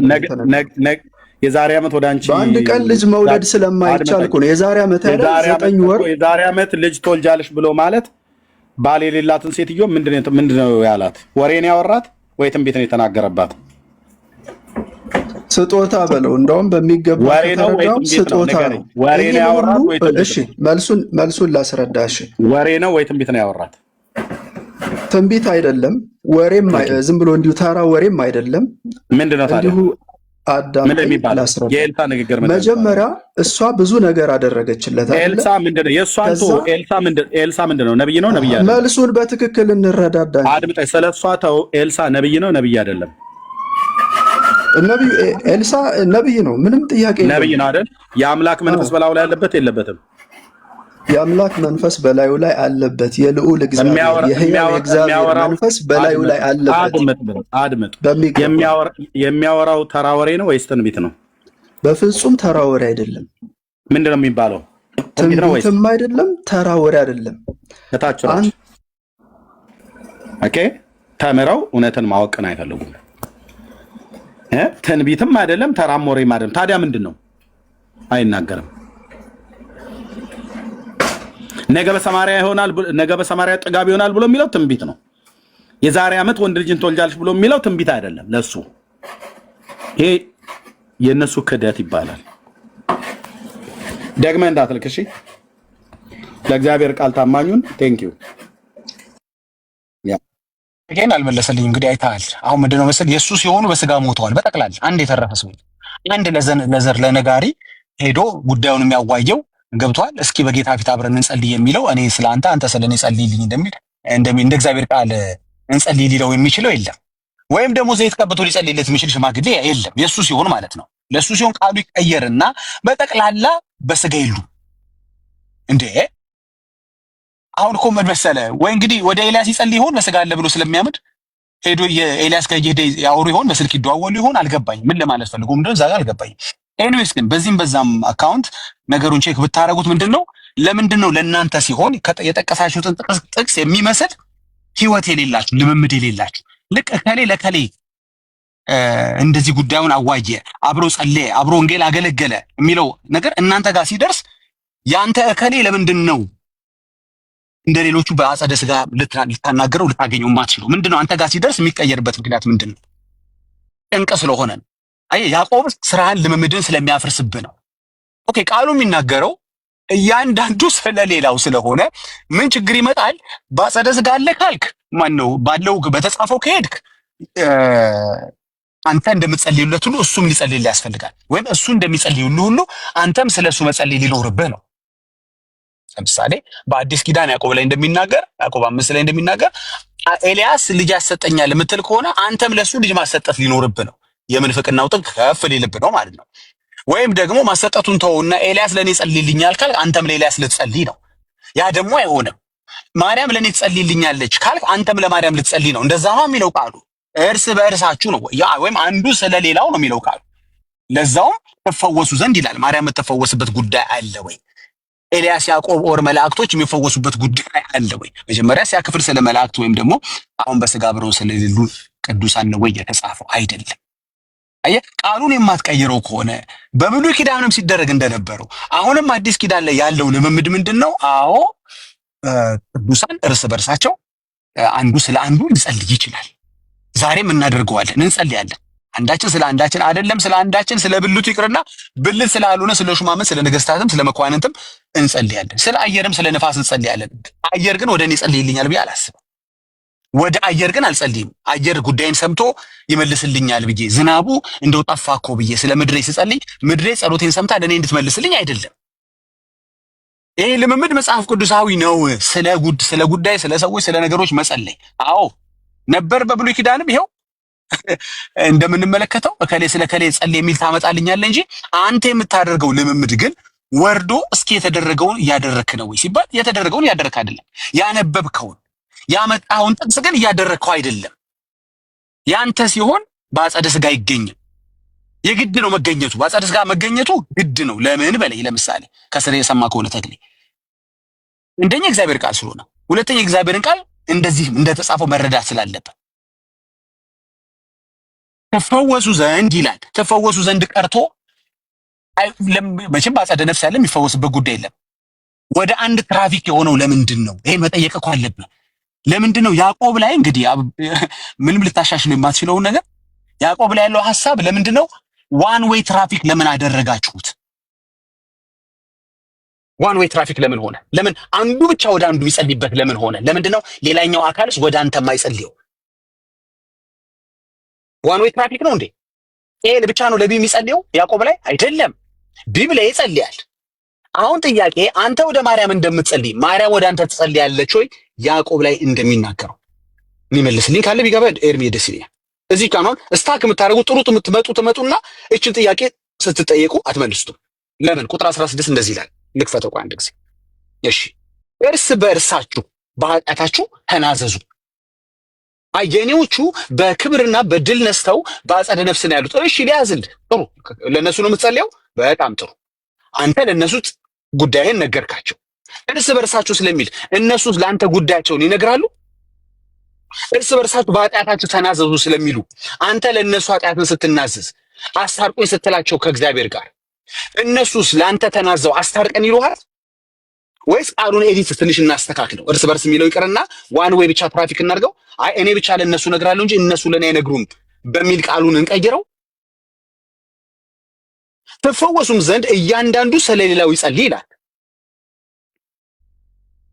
እናንተ ቤት እያንዳንዱ ስለሌላው ነው የሚጸልየው? ኦርቶዶክሶች አይደለም፣ አንዱ ብቻ ነው ወደ ሌላው የሚጸልየው። ያ ነው ችግሩ። ኦኬ ተክሌ መጣ ከሆነ እንደውም እንቀጥላለን። እቺ ልጨርሳት። እቺን ሐሳብ ቃሉ የሚለው እያንዳንዱ ነው የሚለው፣ የማይጸልይ የለም ማለት ነው፣ ወይም የማይጸልይለት የለም ማለት ነው። ስለዚህ እያንዳንዱ ስለሌላው ካለ ኤ ለቢ እንደሚጸልየው ቢ ሚል ስለ ኤ መጸለይ ያለበት ማለት ነው። ይሄ መሆን የሚችለው ደግሞ ሁለቱም የት ካሉ ነው? በአጸደ ሥጋ ካሉ ነው። እስኪ በአጸደ ነፍስ አድርገን እንቀይረው። ይሄንን ቀደም ቀይሬዋለሁ። ተፈወሱም ዘንድ ብሎ ነው የሚጀምረው። በአጸደ ነፍስ ያለ በመጀመሪያ ፈውስ ያስፈልገዋል። ስታክ አሁን ኦርቶዶክስ መደንገጥ ተጀምራለች። ተረቷ መንፈስ ይጀምራል። እንግዲህ ወይ ማርያም የምትፈወስበት ጉዳይ አለ ካላልከኝ በስተቀር ሎቱ ስብሐት፣ ቅዱሳን የሚፈወሱበት ጉዳይ አለ ካላልከኝ በስተቀር ያንተ ቅዱሳን በእርግጥ እዛ መኖራቸው እርግጠኛ አይደለሁም። ስለ ነቢያት፣ ስለ አባቶቼ፣ ስለ ነቢያት፣ ስለ ጳውሎስ፣ ስለ ሐዋርያት ማውራት ግን ስለምችል ልቀጥል። እፈወስ ዘንድ እኔ ወደ ጳውሎስ ወይም ወደ ጳውሎስ እንኳን አልጸልይም፣ ስለሱ ብጸልይ እሱ ስለኔ ይፈወስ ዘንድ ይጸልያል ወይ? ነው ወይስ ይሄ ቃል ለጳውሎስ ሲሆን ይቀየርና ለከሌስ ምንድን ነው የምታወሩት? ኦኬ ዌልካም ባክ። አጭር ጥያቄ፣ አንተ ልክ እንዳመጣቸው ጥቅሶች በስጋ ወዳለ ወደ ሌላ አካል ትጸልያለህ ወይስ ወደ አጸደ ነፍስ ወዳለ ትጸልያለህ ብዬ ስጠይቀው ምንድን ነው ያለኝ? ወደ አጸደ ነፍስ ነው ያሉት። የሉም። ኦኬ ጥሩ። ከሌሉ አንተ ኃጢአትን ስትናዘዝ እነሱ ኃጢአትን ወደ አንተ ይናዘዛሉ? በያዕቆብ 5:16 መሰረት አይናዘዙም። ይናዘዛሉ ካልከኝ ወይም የሚፈወሱበት ጉዳይ አለ። እኔ ስጸልይ እነሱም ወደ እኔ ይጸልያሉ ምትል ከሆነ ማይክን ከፍተህ ንገረኝ። ቀጥል ተክሌ። ወዳጅ አንተ እኮ ራስህ ከራስህ ጋር እየተጠላለፍክ ነው ያለው። ማን ቅዱሳን? አረ ምንም ፖለቲካ የለውም። እኔ ከሚመለከተው ሁሉ ይታዘብ ለራሱ ለህሊናው። እኔ ቅዱሳን ወደኛ ይጸልያሉ ብያለሁ እንዴ? አዎ ማለት አለብህ አሉ። እንደዛ ስለሚል ለምንድን ነው ብለው ግዴታ ስለሆነ ያዕቆብ 5:16 ላይ ስላለ ወደ ሳይሆን በግድህ ያኛው ቅዱስ ያልከው ለአንተ መጸለይ ያለበት። እሺ ክፍሉን ክፈተው።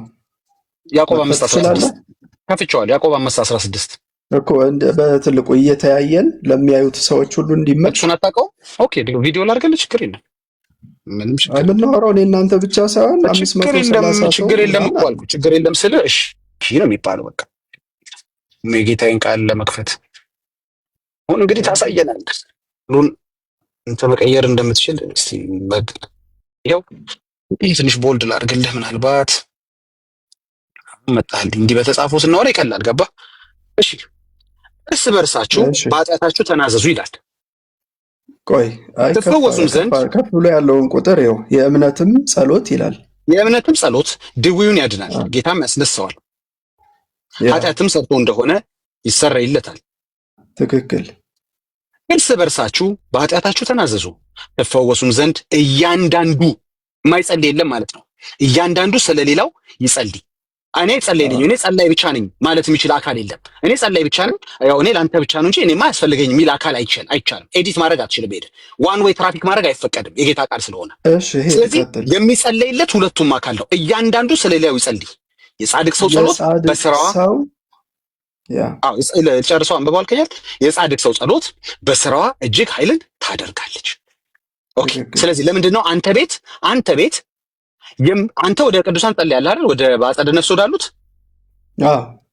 ኦኬ እነሱ ወደ አንተ ይጸልያሉ ወይ? እነሱ ወደ አንተ ይጸልያሉ? ኖ በአጸደ ነፍስ ስላሉት ነው ያወራው። በአጸደ ነፍስ ያሉት ወደ አንተ ይጸልያሉ ወይ? ወደ እኔ አይጸልዩም፣ ለእኔ ነው የሚጸልዩት። ኦኬ ስለማይጸልዩ ይቃል ስለሆኑ ማለት ነው። አዎ ስለማይጸልዩ ጎበዝ ስለማይጸልዩ ጻድቃን ስለሆኑ ኃጢአት ስለሌለባቸው ያው ከጌታ ጋር ካሉ ማለት ነው። ገባ? ወይም ስላልታመሙ ቁጥር 15 ላይ እንዳለ ስላልታመሙ ይሄ ጥቅስ አይመለከታቸው ማለት ነው። ይሄን ቃል ኤዲት ማድረግ አይፈቀድም። እርስ በርሳችሁ ሲል ያው ከሌሉ ግን እኔ ብቻ ጸልያለሁ ዋን ዌይ ትራፊክ አድርጌ ቃሉን ቀይረዋለሁ ማለት አይቻልም። ይሄ ቃል አፕላይ እንዲደረግ ቃሉን ማክበር አለበት። እርስ በርስ ሲል እኔ ብቻ ነኝ ማድረገው ማለት አትችልም። የግድ እርስ በርስ መሆን አለበት ጸሎቱ ማለት ነው። ኦኬ በኃጢአታቸው የሚናዘዙት ነገር የለም። ማርያምን ይሄ ጥቅስ አይመለከታትም። ማርያም ኃጢአት የለባትም በዚህ ሰዓት። ገብቷል? በዚህ ሰዓት ከጌታ ጋር ነው ያለችው። በጣም ጥሩ። ግን ከጌታ ጋር ብትሆንም የዚች የአንዲት ቤተክርስቲያን አካል ግን ናት አይደለም እንዴ? አካል ናት። እሺ ቆይ ንገር። አካል ከሆነች ታዲያ እሷም ወደ አንተ ትጸልያ። ታዲያ ለምን ትጸልያለች? እሷ እኮ ምንም አይነት ቃሉን ኤዲት እናድርገዋ። እንደሱ ከሆነ ማጸልይ ከሆነ ቃሉን ኤዲት እናድርገው። ቆይ ወዴት ማምለጥ የለም። አሁን ቁጥሩ መጣ። ምንም ትርጉም የሌለው ውሃ ወገጣ ነው እያወራህ ያለው። ሲጀመር ምክንያቱም ፈራረስ ባያየው። ኧረ ምንም የፈራረሰ ነገር የለውም ወንድሜ። የጻድቅ ሰው ቃሉን ኤዲት እናድርገው ወይስ ከሱ በፊት የተጻፈውን መልስልኝ መጀመሪያ። መጀመሪያ ጻድቅ አንተ ቤት ጻድቅ 6 ናቸው በመጀመሪያ። አሁን ወደሱ እንመጣለን። አሁን እቺን መልስልኝ። እርስ በርሳችሁ ሲል ለምንድን ነው እናንተ ቤት አንዱ ብቻ ወደ አንዱ የሚጸልየው? ለምን መጀመሪያ አንዱ ወደ አንዱ ጸልይ የሚል የለም። ስለ አንዱ ነው የሚለው ቃሉ ራሱ። በድካም ያለ በብርታቱ ወዳለው ይጸልያል አይደለም እንዴ? በብርታት ያለው ደግሞ በድካም ስላለው ይጸልያል። ጥቅሱን የት ላይ ልሂድሽ? ጥቅስ ንገረኝ። መጽሐፍ ጥቅስ መረዳታችን በድካም ያለ ወደ ብርታት ወዳለው አጸደ ነፍስ ወዳለው ይጸልይ። ቆይ አሁን በብዙ ቃላት በመነጋገር ማጣፋት አይመችም። ትክክል አይደለም እኮ። ቃሉን ኤዲት አድርግልኝ። ይሄንን አንድ ጊዜ አንተ አስተካክለው። እንደሱ ቦርሾውና ነው የሚጸልየው። ቆይ ኦኬ እንደሱ የሚል አሳየኛ። በአጸደ ነፍስ ካሉት በላይ ጸጋ ያለው ሰው አለ እንዴ? ወንድሜ ትመልስልኛለህ? ጥቅስ ካለ ስጠኝ። አንድ በስጋ ያለ ወደ አጸደ ነፍስ ወዳለ የጸለየ ሰው ስጠኝ እስኪ። እኛ አለን አይደል እንዴ? አንተማ ታደርጋለህ። አንተማ መናፍቅ ነህ እኮ። እኔ ስላንተ አላወራሁም። ከመጽሐፍ ቅዱስ ላይ ወንድሜ በአጸደ ስጋ ሆኖ ወደ አጸደ ነፍስ የጸለየ እንደ ማስረጃ የምትጠቅሰው እንዴ? እኔ ዘራፍ አይደለም እኮ ማስረጃ መሆን ያለበት ወይ ከአባቶች ወይ ከሐዋርያቶች ከመጽሐፍ ቅዱስ ላይ አውጥተህ እዚህ ላይ እከሌ ወደ እከሌ ጸልዩ ይበለኝ። የለም መጽሐፍ ቅዱስ የሚያስረዳን ምንድነው? እያንዳንዳችን ስለሌላችን እንድንጸልይ ይኸው። እሺ በነፍስ ወዳለ ሰው መጸለይ ነው የምትለኝ ወይስ ምንድነው ዓላማ? በስጋ ይኸው እርስ በርስ ይላል። መቼም በስጋ ያለ ነው ኃጢአት የሚያደርገው አይደል እንዴ? በአጸደ ነፍስ ያለ ኃጢአት ያደርጋል እንዴ? በኃጢአታችሁ ተናዘዙ ነው የሚለው። አዎ እኔ እናንተ ማለት ነው እንግዲህ አንተ ክርስቲያን። ከዛ ደግሞ ምን ይላል? ይኸውልህ ቆይ እሺ፣ እንደውም ቃሉን እዚሁ ላይ እናንብበው። እርስ በርሳችሁ በኃጢአታችሁ ተናዘዙ ይልና ይሄ ስለመናዘዝ ነው። ትፈወሱም ዘንድ እያንዳንዱ ስለሌላው ይጸልይ ይላል። እያንዳንዱ አማኝ አንዱ ለአንዱ እንዲጸልይ ትእዛዝ ነው። ይሄ በቃ ታዟል። አንተ ቤት አለ እንደዚህ? አንተ ቤት ይተገበራል ይሄ በሚገባ ዘወትር ምህላ እናደርጋለን። ስለ ሰዎች ስለ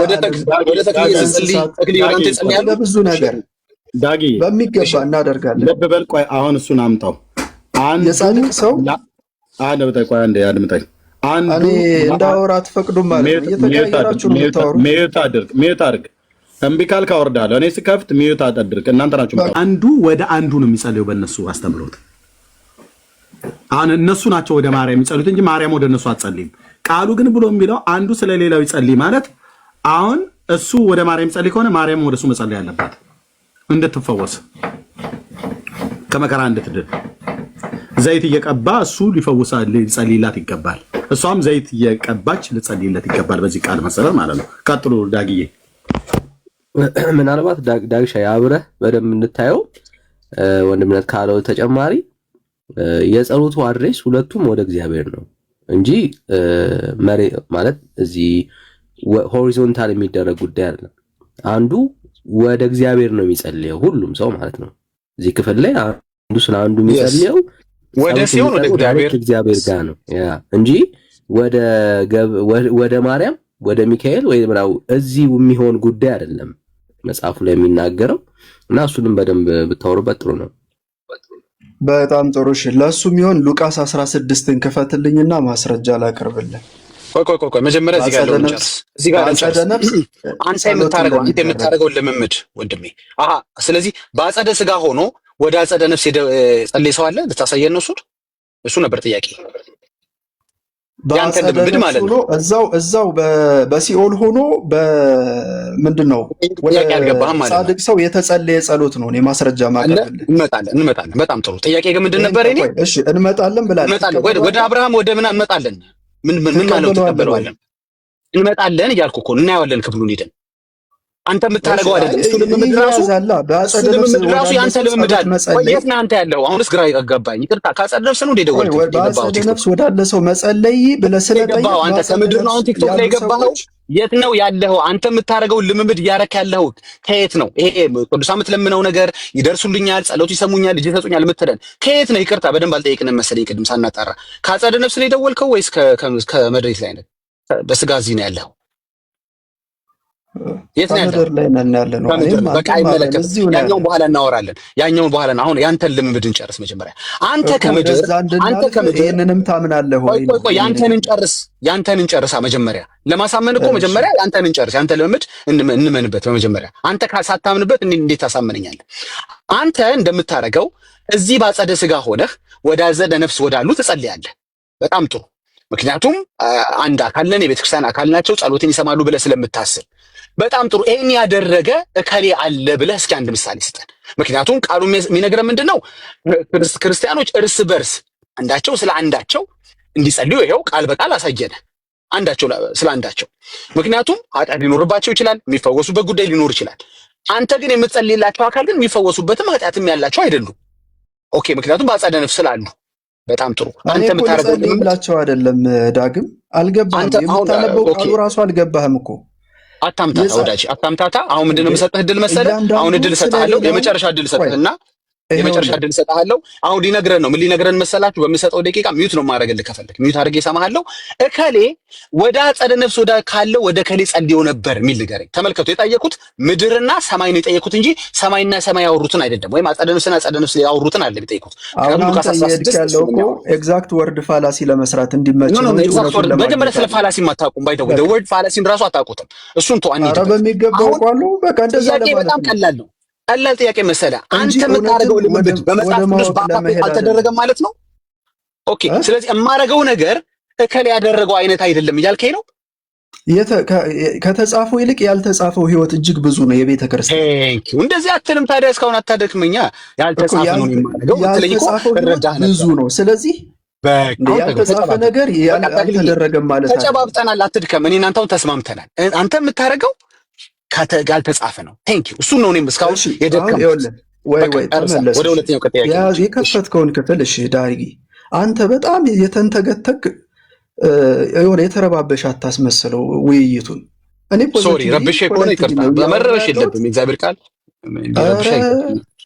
እኔ ያረበሽልኝ በፍጹም። አንተ ስታወራ ግን ድብልቅልቅልቅ ታደርገውና ግራ የገባው ምን ተፈራረሰ። እንደዚህ መፈራረስ አለበት የሐሰት ትምህርት። አሁን እኮ አፈረስ ጨረሰ እኮ አልተጻፈም ብላ አፈረስ። እኔ ልምምድ አልተጻፈም። ትፈወሱም ዘንድ እያንዳንዱ ስለሌላው ይጸልይ ሲል እያንዳንዱ ስለሌላው የሚጸልየው ብርቱ ለደካማው ነው ወይስ አይደለም? ቃሉ የሚናገረው ምን ማለት የት አለ እንደሱ የሚል ሐሳብ አሳየኝ። ይሄው እሱ ጋር ያው ትፈወሱም ዘንድ እያንዳንዱ ስለሌላው ይጸልይ። ጠንካራ ምናምን የሚል ነገር የለም። ፈውስ የሚያስፈልገው ኃጢአት የሚሰራ ሰው በጠቅላላ እንደ ክርስቶስ ብልትነት እንደ ክርስቶስ አካልነት አንዱ ስለ አንዱ ይጸልይ። ግልጽ ያለ ትእዛዝ አለው እኮ አንዱ ስለ አንዱ ነው እንጂ አንዱ ወደ አንዱ በርትቶ የሚል ነገር የለም። ወደ አንዱ ቢል አንዱ ወደ አንዱ አንተ እንደዛ አድርገህ ነው እየተረጎምኩ ያለ። እሱ የሚለው አንተ እንጂ ልምምድ ያንተ ልምምድ ወደ አንዱ ነው። አየህ አይደል? ያንተ ልምምድ ወደ አንዱ ነው። አይ ወደ ማርያም ነው የምትጸልየው መስማት ስለሚችሉ ነው። ይሄ በእኛ ለቅዱሳን ጸሎት ለማድረግ እንደሱ ብላችሁ ስለምትጸልዩ ራሱ ይሄንን ሪፈር አናደርግም እኛ። የጻድቅ ሰው ጸሎት በስራው እጅግ ድንቅ ታረጋለች፣ ኃይል ታረጋለች የሚለው ነው የሚጠቀስልን። አንተን ወደዛ ሄድከው እቺን ቆርጠው ማለት ነው። ከላይ ያለችዋ ስለማትመች ተቆርጦ ሳይሆን ተቆርጦ ሳይሆን እሱ በራሱ ሙሉ ቃል ስለሆነ ነው። የጻድቅ ሰው እንግዲህ ከዚህ ጋር ጀምራ ለምን ከዚህ ትጀምራለህ? ታደርጋለች ስለሚል እኛ አያደርግም አላለም። የጻድቅ ሰው ጸሎት በስራው እጅግ ኃይልን ያደርጋል። አያደርግም እኮ አላለም። ይሄ ጻድቅ የተባለው አካል እኮ የያዕቆብ መልእክት የተጻፈለት አካል ነው። ወንድሜ ወገኖች ናቸው። ይሄ መልእክት የመጽሐፍ የተጻፈላቸው አካል ደግሞ አንተን እንጂ ሙሉ መጽሐፍ ያልተረዳው ተረዳኝ። የታመመ ሰው ወይ ኃጢአተኛ ሰው ነው። በጣም ጥሩ። ይሄ መልእክት የተጻፈላቸው በመጀመሪያ ወገኖች ናቸው። ገባ? ወገኖች ናቸው። ኦሬዲ አማኞች ናቸው። ገባ አይደል? አማኝ ለአማኝ ነው የሚጸልየው እንጂ አማኝ በአጸደ ስጋ ኦሬዲ ድል ነስቶ በክብር በረፍት ቦታ ወዳለ አይደለም የሚጸልየው። አንተ ግን የምታረገው ይሄንን ቀይረኸው አንተ ታች ያለውና ዳግም ይሄ በዚህ መሰረት አይደለም እኛ ወደ ጻድቃን ምን ጸልየው እኮ ነው የምልህ። በዚህ መሰረት ካልሆነ እኮ ተግባባን፣ ተጨባበጥን እኮ። በዚህ መሰረት ስለማትጸልዩ እናንተ መናፍቃን ናችሁ። ይሄ መጽሐፍ ቅዱሳዊ ድርጊት ነው የምታደርጉት። ማስረጃ ለምታደርጉት የላችሁም እኮ ተባብልን፣ ተጨባበጥን እኮ። ቅድም ልክ እኮ ነው እኮ አንተ እኮ የምታደርገው ነገር እኮ ልክ ነው። መጽሐፍ ቅዱሳዊ እንዳልሆነ እኮ አረጋግጠልኛል። ልክ ነው። በዚህ መሰረት አንጸልይም ስትለውን አልዋሽም። እኔ የምልህን አሁን አዳምጠኝ እሺ። እኔ ምልህን አዳምጠኝ። ከላይ ይሄ መልእክቱ የተጻፈበት ክፍል ከፍ ብሎ ስላለው ስለታመመ ሰው ነው አይደል? ስለደከመ ሰው ወይ ስለታመመ በኃጢአት ስላለ እርዳታ ስለሚያስፈልገው ሰው ነው አይደለም የሚናገረው።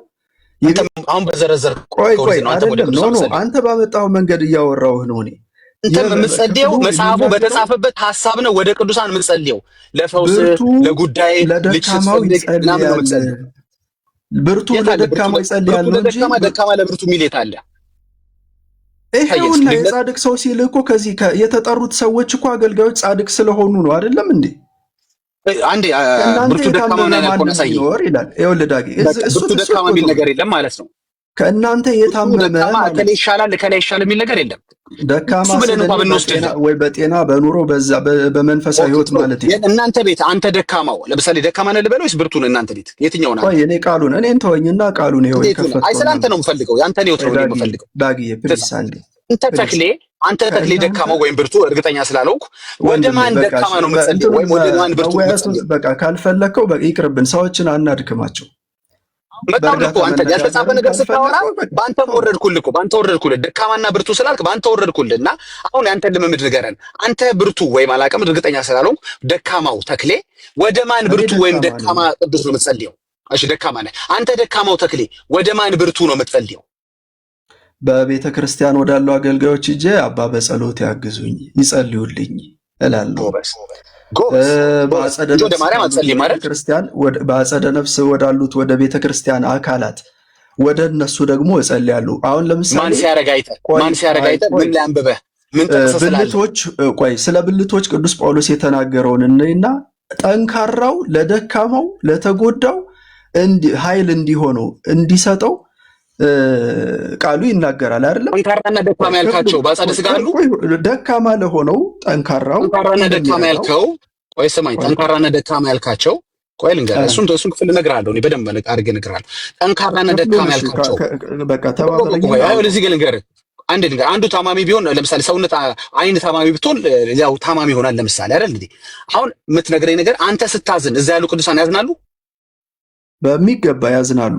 እኔ ንስሐ ስገባ መላእክት ራሱ በጣም ይደሰታሉ። የሚገርም አንድ ኃጢአተኛ በሰማይ ሐዘን አለ እንዴ? ቅዱሳን ባሉበት ቦታ ሐዘን አለ እንዴ?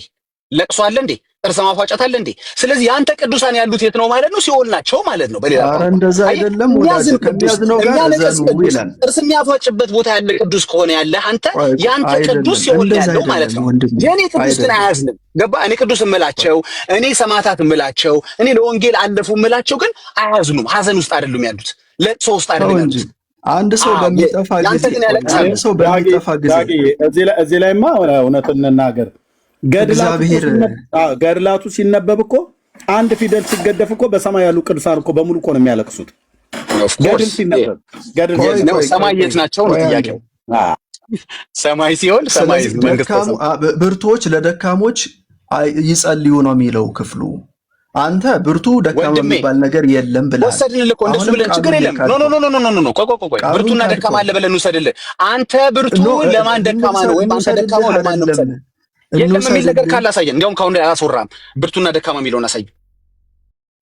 እሺ በቃ ክፍሉን አንዴ ታገሰኝ፣ አንድ ሰከንድ። ቶሎ በል እንደ ቅድሙ እንዳታስወጣኝ እንደ ዳንኤል አፍጥሩ። ይህ እንዴት ያለ ሰላምታ!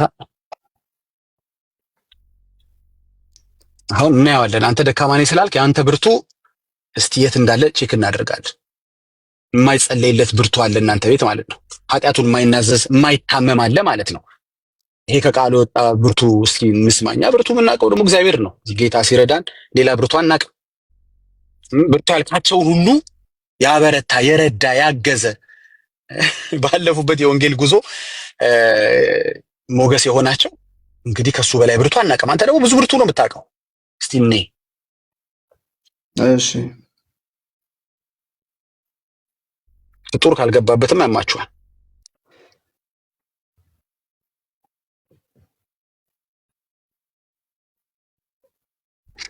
እሺ ይኸው ቁጥር ይኸውልህ አንደኛ ቆሮንቶስ ምዕራፍ 12 ቁጥር 26። እሺ አንደኛ ቆሮንቶስ ምዕራፍ 12 ቁጥር 26 አንድ ብልት ቢሰቃይ ብልቶች ሁሉ ከእርሱ ጋር ይሰቃያሉ። አንድ ብልትም ቢከብር ብልቶች ሁሉ ከእርሱ ጋር ደስ ይላቸዋል። እናንተም የክርስቶስ አካል ናችሁ። እያንዳንዱ አንተ ስትሰቃይ እላይም ያሉት ይሰቃያሉ አይደለ? ማርያም ትሰቃያለች። አንተ በቃ ህመምህ ይሰማቸዋል በለው። በቃ አሁን እኮ ቃሉን ነው። አሁን አይደለም አመጣው እኮ የራስህ ጥቅስ እኮ እኔ ጥቅሱ ብቻ ነው የሰራው። አሁን እዚህ ጋር መሰለህ ራስህን ያመጣኸው እኮ ቃል አምጥተዋል። አንተ ስትሰቃይ ማርያም ትሰቃያለች ወይ? ወይኔ ጭንቀት ልቀጥላ። እኔ ማርያም ትሰቃያለች አላልኩም ወዳጄ። ስለዚህ ጥቅስ ማርያምን አይመለከታትም ማለት ነው። በአካል ያሉት በዚህ ልክ መተሳሰብ ስላለባቸው ነው። ተሳሰቡ ስላለባቸው ነው። ጥሩ ተሳሰቡ። አንተ እዚህ ስትሰቃይ እነሱ ደግሞ ያዝኑልሃል፣ እዛ ይሰቃያሉ። ስለዚህ ይሄ ጥቅስ ለማርያም ይሰራል ወይ? አይሰራም። ይሰራል ካልከኝ ወይ ማርያም ትሰቃያለች በሚለው አሳምነኝ። አሁን እኮ ጭንቀቱን መሰለህ። ይሄ ክፍልም የሚያወራው በአጸደ ሥጋ ስላሉ ሰዎች ነው። እንዳንተ በኃጢአት ሊደክሙ ስለሚችሉ ሰዎች፣ ቅድም ያዕቆብ ላይ እንዳነበብ ነው ሊታመሙ ስለሚችሉ ሰዎች ነው የሚያወራው። የትም ብትዳክር እኮ አልኩህ፣ የትም ብትዳክር ወዳጄ በቃ እኔን ማስረዳህን ማዳመጥ ከቻልክ በቅንነት እያስረዳው ነው። በጣም እኮ ነው ያስረዳኸኝ። ቆንጆ እኮ አመጣልኝ። አሁን አመጣልኝና አንድ ብልት ቢሰቃይ ብልቶቹ ሊሰቃያሉ አይደል? አንተ ስትሰቃይ የሚሰቃይ ቅዱስ ስም ንገረኝ እስኪ። በአጸደ ነፍስ ያለ እከሌም አብሮ ይሰቃያል። እስቲ በቃ ቃሉን ተርጉሞ። እኔ ምንድን ነው ያልኩህ? አልተረጎመውም። ያመጣሁን ጥቅስ አብራራው ንገረኝ። አንተ ስትሰቃይ በአጸደ ነፍስ ያሉትን ተርጉሞና ንገረኝ። ምን ችግር አለ? አንተ ተርጉሞና ንገረኝ። አንተ ስትሰቃይ የተጻፈውን አመጣልኝ። አንተ ስትሰቃይ እዛ ደግሞ የሚሰቃይ እስኪ ደግሞ ከሌ ንገረኝ። ከሌ የሚባል ቅዱስ ይሰቃያል ብለህ ንገረኝ። እሺ ቆይ አንዴ። ቃሉን የሚናገረውን ነገር ነው እኔ በሚገባ ያመጣውልህ። ስለዚህ በምድር ላይ እያለ እያንዳንዱ ሰው ቢሰቃይ ሌላው ስለሱ እንዲጸልይ ህመሙ ሊሰማው ከሚያዝኑ ጋር ከሚያለቅሱ ጋር አልቅሱ ተብሎ ስለተጻፈ፣ ስለዚህ አንተ ስታለቅስ እዛ ያለቅሳሉ ማለት ነው አይደለም። አንተ ፋላሲ ለመስራት በሰማያት ስላሉ እግዚአብሔር ያክብር። በቃ በሰማያት ስላሉት አይደለም አለ መጨረሻ ላይ ማልቀስ አይጠበቅባቸውም። እኛ የምንለው እሱን ነው። ይሄ ጥቅስ በሰማይ ስላሉ አይደለም። ለምን አደከምከኝ ታዲያ? እስካሁን እንደዚህ ማለት ላይ እንደውም ለምን አደከምከኝ? ስለ ክርስቶስ ቅዱስ ጳውሎስ በሰማይ ስላሉ አይደለም ብለሃል። እንዳትቀይር፣ እንዳትረሳው፣ እንዳትቀይር። ጻፉለት አንዴ። ይሄ ጥቅስ በሰማይ ስላሉ አይደለም ሲል አሁን በጆሮአችን ሰምተናል። ቴንክ ዩ። መቼም አትክድም ተመልሰህ። እግዚአብሔር ያክብር። ጻፍልኝ ካልክ እንጽፍልሃለን። ያለ ምንድን ነው ማዘን መሰቃየት የሚለው በሰማይ ስላሉ ነው ስላሉት አይደለም ነው ያልኩ። መሰቃየት የለባቸውም እነሱ በስጋ ያሉት። ከኛ ጋር ያሉ ግን ጻድቃን የሆኑ የከበሩ አገልጋዮች የሆኑ የእግዚአብሔር ጸጋ ያለባቸው ግን ከኛ ጋር ይታመማሉ፣ ችግራቸው ያደርጋሉ። ይሄንን ነው አንተ መቀበል ማለት ነው። ምንም በቃ ትክክል ያወራው። አሁን ትክክል ያወራው አንደኛ ቆሮንቶስ 12:26 እነዚህ ሰዎች ደግሞ አንደኛ ቆሮንቶስ ምዕራፍ 12 ቁጥር 26 አሁን ቢቷር አንድ ጊዜ አውቀህ ነው የምትደርበው፣ አውቀህ ነው ጥሩ ነገር ያመጣሁን ጥቅስ አንድ ጊዜ ያመጣሁን ጥቅስ በጣም አድርገን ቆንጆ ነው። በደንብ ነው ያስረዳሃል። ምን ይላል? አንድ ብልት ቢሰቃይ ብልቶች ሁሉ ከእርሱ ጋር ይሰቃያሉ የሚለው ጥቅስ በአጸደ ነፍስ ያሉትን አይመለከታቸውም ማለት። እኔስ ምንድን ነበር ቅድም የጠየኩት?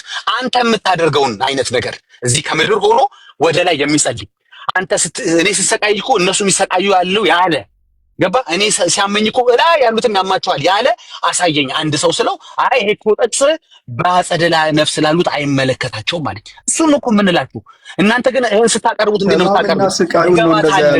ህመሜ ይገባታል፣ ስቃይ ይገባታል ትሉ ነበር። አይገባትም ማለት ነው ማለት። ይገባታል ካልክ ስትሰቃይ መሰቃየት አለባችሁ። ይገባታል በምድር ላይ ስለኖረች መከራንም ስላየችው ስለምታውቀው በምድር የሚኖሩት ምን አይነት ፈተና እንዳለባቸው። ለምሳሌ ቅዱስ ጳውሎስ ስለ ኢየሱስ ክርስቶስ የተናገረውን ክፍል ማየት እንችላለን።